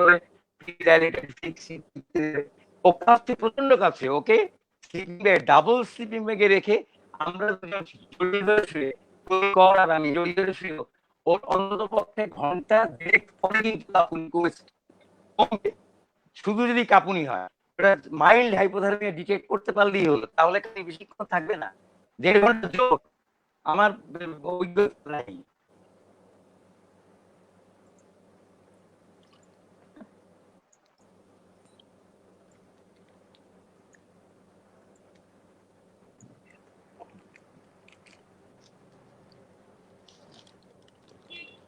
আচ্ছা, দীপালি শ্রীনাথি জিজ্ঞেস করছেন, আমার খুব ওই ট্রেঞ্চ ফুট জাতীয় কিছু হয়, প্রচন্ড শুটিং চার্জ ফোটানোর মতন পেন হয়, এবং বালতির জলে পা ডুবিয়ে রাখতে হয়, any precautionary measure before leaving for mountain? Dipali দি জিজ্ঞেস করছে। হ্যাঁ দীপালি দি, কিচ্ছু না, অ্যাকচুয়ালি ট্রেঞ্চ ফুট রিকভার করে যায় যদি খুব সিভিয়ার না, এবং সিভিয়ার হওয়ার চান্স তোমার নেই, ভয় নাই। সেটা হচ্ছে গরম জল, হ্যাঁ ওয়ার্ম ওয়াটারে ডুবিয়ে রাখো, পায়ে হালকা মাসাজ করো, আর বারবার ড্রাই জিনিস পরো, আর ওই ভেজা জুতো পরে পরে থাকবে না, তাতেই কিন্তু আসে। সিভিয়ার টিস্যু লস যদি হয় তার মানে হচ্ছে তুমি কোথাও না কোথাও 8-9 দিন আটকে পড়েছিলে জলা কাদার মধ্যে, সেটা হওয়ার চান্স নেই। সেরকম হলে পরে কিছু না, আলটিমেটলি সার্জারি করতে হবে। আদারওয়াইজ শুধু মাসাজ, বারবার ড্রাই জিনিস পাল্টানো, আর পায়ে ম্যাসেজ করা হালকা, এবং ওয়ার্ম ওয়াটারে ডোবানো, এইটুকু যথেষ্ট। ওই যেটা ছবি দেখেছো, যেটাতে চামড়া দেখবে কুচকে গেছে, পেইল এবং ইডিমাটাস হয়ে গেছে, এটা কিছুদিন থাকে, কিন্তু আস্তে আস্তে ওটাতে হাইপারিমিয়া শুরু হয়, রক্ত সঞ্চালন শুরু হয়ে গিয়ে লাল হয়, এবং আস্তে আস্তে সেন্সেশন ফিরে আসে, পা ঠিকও হয়ে যায়। কিন্তু অনেক সময় রেয়ার কেসে এই টিংলিং আর মানে নামনেস, মেইনলি অবশ জিনিসটা ইরিভার্সিবল হয়ে দাঁড়ায়, ওটা আর কখনোই ফেরে না, যদিও ওটা নার্ভটা নষ্ট হয়ে যায়। ইরিভার্সিবল নার্ভ লস ওটা, কিন্তু টিস্যু কিন্তু ভায়াবল থাকে, মানে আর্টারি ঠিক আছে, সবকিছু ঠিক আছে, ভেন ঠিক আছে, নার্ভ গেছে। তো ওই নার্ভের সেন্সেশনটা চলে যাওয়া হচ্ছে সবচেয়ে বাজে জিনিস, যার জন্য কোথাও যদি ট্রেঞ্চ ফুট সন্দেহ করি আমরা, সবচেয়ে আগে দেখি নামনেস অ্যান্ড টিংলিং, মানে অবশ্য হয়েছে আর ছুঁচফোটার মতো কিছু হচ্ছে কিনা, এটা earliest symptom of trench foot. যার তোমার ট্রেঞ্চ ফুটটা দিও, একটা নমস্কার করবো তো। আর সেরকম কোনো প্রশ্ন নেই, অনেকগুলো প্রশ্ন ছিল, এটা প্রথমবার হয়েছে, তো প্রশ্নগুলো আমরা পেয়েছি। আপনার অসাধারণ মানে আজকে প্রেজেন্টেশনটা হয়েছে, না, প্রায় খুব 1.5 ঘন্টা। তাড়াতাড়ি বলতে কেউ হচ্ছে। 1.5 ঘন্টা হয়েছে, তার মধ্যে মানে এখনো মানে অনেকগুলো প্রশ্ন আছে। আর আমরা সপ্তদ্বীপ, আপনার ভাইজি, তাকে আমরা ধন্যবাদ দিচ্ছি। ও আপনাকে আচ্ছা, অনেক থ্যাংক হেল্প ইউ, করেছে থ্যাংক ইউ। আর এই জিনিসটাকে নামাবার জন্য। আর শান্তনিকেও হ্যাঁ, শান্তনি তো হেল্প জানাবো কি শান্তনি 1.5 একদম ঘন্টা ধরে শুধু 6টা স্লাইড নিয়ে বসেছিল, কি আপনি কখন একদম বলবেন ঠিক, ওটাকেও দেখাবে। ঠিক সময় দেখিয়েছে, অনেক শান্তনিকে থ্যাংক ইউ। শান্তনি ঠিক এখানে আছে, রয়েছে। ওই তো, আপনার মেনি থ্যাংক। আমি আমার ভাইজিকে এখানে বসিয়ে রেখেছি কেন, তার কারণ হচ্ছে ওই আমি ইশারা করবো, ও দেখাবে, তারপর দেখুন দরকার হচ্ছে না, ঠিক জায়গাতে ঠিক জিনিস আসছে। Thank you, many many thanks. আচ্ছা আর আচ্ছা, দেবুদা বল, আর একটা প্রশ্ন করেছে, I have left big toe, has that permanent numbness? এই নামনেস হয়েছে, কিন্তু একটা কথা বলেনি, পা ভায়াবল কিনা, মানে অবশ্য হয়েছে বলছো, কিন্তু পায়ের ঠিক আছে, পাটা জ্যান্ত আছে তো। দেবুকে সেটা দেবু জানি কি না, বলছে, সেটা দেবু, দেবুদা তো। দেবুদা তুমি তাড়াতাড়ি তোমার না প্রশ্নটা আবার না একবার না করে না, নাও। দেবু দেবু দেবু একটা কথা বলছি, সেটা কবে থেকে হচ্ছে এটাই বলেনি আমাকে, এটা খুব ইম্পর্টেন্ট, কবে থেকে হচ্ছে ওর? আচ্ছা, ওটা দেবুদা ততক্ষণ প্রশ্ন করবো, ততক্ষণ আমি শান্তিনীকে বলবো আমাদের ফিউচার প্রোগ্রাম গুলো তুমি মাঝখানে বলে না, ততক্ষণ হ্যাঁ, দেবুদা পোস্ট করবে, সো উই ক্যান ইউটিলাইজ আমাদের এই যে টাইম গুলোটাকে আমরা ইউটিলাইজ করে নিব। হ্যাঁ, ফিউচার প্রোগ্রামের মধ্যে রয়েছে, আমি আবারও বলে দিচ্ছি সমস্ত ভিউয়ার্সদেরকে, নালগান পাস, যেটা নিয়ে আসবেন মিস্টার তপন পণ্ডিত। তারপরে আছে শতাব্দী ট্রেল রানের ওপর অভিষেক তুঙ্গ, 4th অক্টোবর। তারপরে আরেকটি আছে 10th অক্টোবর, ফটোগ্রাফির ওপর, রেডিয়ার্স অ্যান্ড ফেস্টিভ প্লেয়ারের ওপর। অবশ্যই দেখতে আসবেন। আর আরো একটা কথা যেটা বলবো, যে আজকের যে সেশনটা হলো অ্যাকচুয়ালি, সেটা আমার যেটাই মনে হলো এতক্ষণ সেশনটা শুনি, সমস্ত ট্রেকার শুধু নয়, যারা বড় এক্সপিডিশনে যান, যারা যারা প্রচুর প্রচুর দিন ওই আইসফিল্ডে কাটান, তাদের ক্ষেত্রে যেমন ইনফরমেটিভ ছিল, যারা একদম সদ্য ট্রেকার মানে ট্রেক লাইফে পা দিয়েছে এরকম টাইপ, তাদের জন্য সমানভাবে গুরুত্বপূর্ণ ছিল প্রত্যেকটা ইনফরমেশন। তো আজকের সত্যি সেশনটা ভীষণই ইনফরমেটিভ ছিল, তার জন্য থ্যাংক ইউ শান্তদা। সেন্টদা দেব, আচ্ছা আসতে চায় না। সেন্টদা, দেবুদা বলছে 1996 দিয়ে এটা। হ্যাঁ দেবু, দাঁড়া বলছি, দেবুকে তো ডিরেক্ট কন্ট্যাক্ট করা যাবে কিনা আমি 1996 জানি না, দিয়ে। নাই না, না তাইলে কিচ্ছু করতে হবে না, তার কারণ হচ্ছে ইউজুয়ালি এরকম পায়ের নামনেস থাকবে, কিন্তু আঙুল ঠিক থাকবে, এটা একমাত্র শর্ট টাইমলি ইয়েতে হয়, ফ্রস্ট নিপে হয়, এমনিতে এত লম্বা হওয়ার কোনো কারণ নেই। একটাই কারণ থাকতে পারে আমার ধারণা, সেটা হচ্ছে পায়ের যেটা মেন নার্ভ, যেটাতে সেন্সেশন আসে, সেই নার্ভের কোনো ড্যামেজ হয়েছে, এছাড়া অল্টিটিউডের কোনো ব্যাপার নেই, সম্পর্ক নেই, আমার মনে হয় না।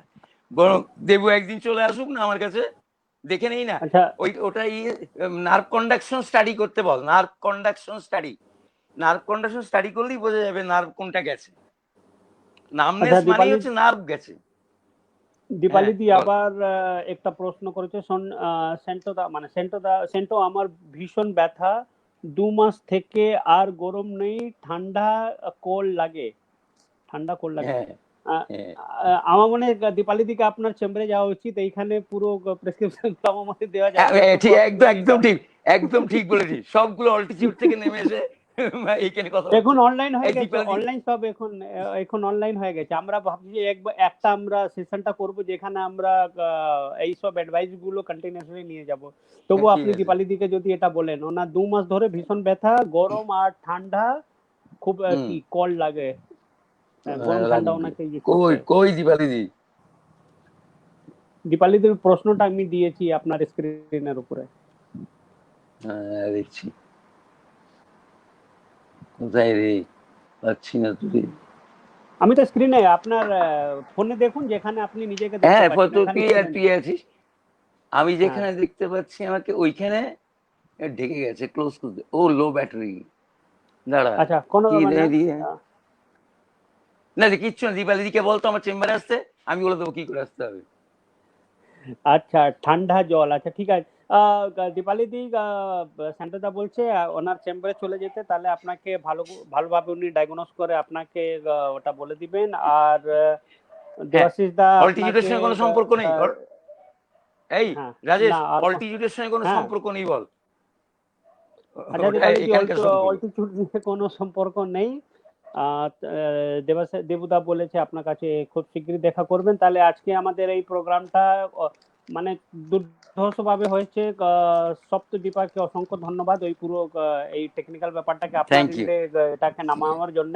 কেন কি আপনি হাত তুলে নিয়েছিলেন কি আমি শুধু বলবো আর আমি টেকনিক্যাল কিছু দেখবো না, তার জন্য সপ্তদীপাকে অসংখ্য ধন্যবাদ, শান্তিনীকে অসংখ্য ধন্যবাদ। সপ্তদ্বীপে এই না, আরে সপ্তদ্বীপে আর তোরা না থাকলে এসব হতো না তো। তোরা না যথেষ্ট করেছিস। আরে আমরা আমরা বিলের রোপটা দিয়েছি, ও নোট না বাঁধলে তো টানতে পারবো না। আমরা তোদের বিলে কম জ্বালিয়েছি দিয়েছিলাম, আমি নোটটা বার। বেঁধেছে। হ্যাঁ, বিলেরও দিয়েছিস, আমি বারবার স্লিপ করেছি, হোল্ড মিস করেছি, তোরা টেনে তুলে দিয়েছিস। না না, তা আমরা তো আছি ইনস্টিটিউট সবসময়, মানে আচ্ছা। না ছাড়িয়ে, মানে যে কোনো ভাবে টেনে টুনে তুলেই নেই আমরা, ওটা কোনো ব্যাপার না। তাহলে আচ্ছা, আচ্ছা দীপালি দি বলছে সেন্টো দা আমার ফোন তোলে না। ওই আমি কারোর ফোনই তুলিনি, সেটা তুইও জানিস। সেটা এক কাজ কর। আচ্ছা, দীপালি দিকে তো বল যে কালকে থেকে ফোন তুলবো। আচ্ছা দীপালি দি কাল থেকে ফোন তুলবেন। আমরা যেরকম আজকে বলেছিলাম কি আজকে রাজা রামমোহন রায়ের 187 পুণ্যতিথি ছিল।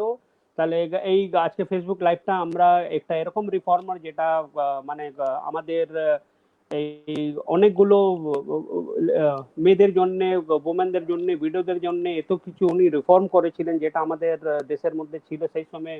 উনি একটা কাজ করেছিলেন, তাই আজকে আমরা এই ফেসবুক লাইভটা আমরা রাজা রামমোহন রায়কে আমরা এটা ডেডিকেট করছি। আর আমাদের যে নেক্সট লাইভ গুলো আছে যেটা 30 সেপ্টেম্বর রাত্রিবেলা 8টার সময়, তপন দা আমাদের তো একদম রেগুলার আমাদের বাড়ির লোক হয়ে গেছেন। আবার ওনার একটা লাইভ আছে নলগন পাস অ্যাক্রস বারাকসার লেক, 30 তারিখ রাত্রিবেলা 8টার সময়। দেখতে ভুলবেন না, চলে আসবেন। তাহলে সবাই ভালো থাকুন, সুস্থ থাকুন, আর have a wonderful life. Thank you very much, good night, বন্দে মাতরম, জয় হিন্দ। সেন্টুদা নমস্কার, ধন্যবাদ। হ্যাঁ, আজকে নমস্কার আপনার ভাই, ধন্যবাদ। আজকে আপনার ম্যাজিকটা দেখলাম না, যেটা আমরা ইউজুয়ালি ক্যাম্পে দেখি। দেখাবো, দাঁড়া একদিন বসে দেখাবো, আজকে হবে না, এতক্ষণ ওকে, বকে গুড আমার নাইট গলা দাদা। শুকিয়ে গেছে। আচ্ছা, গুড নাইট দাদা, ভালো থাকবেন। Good night, good night, good night.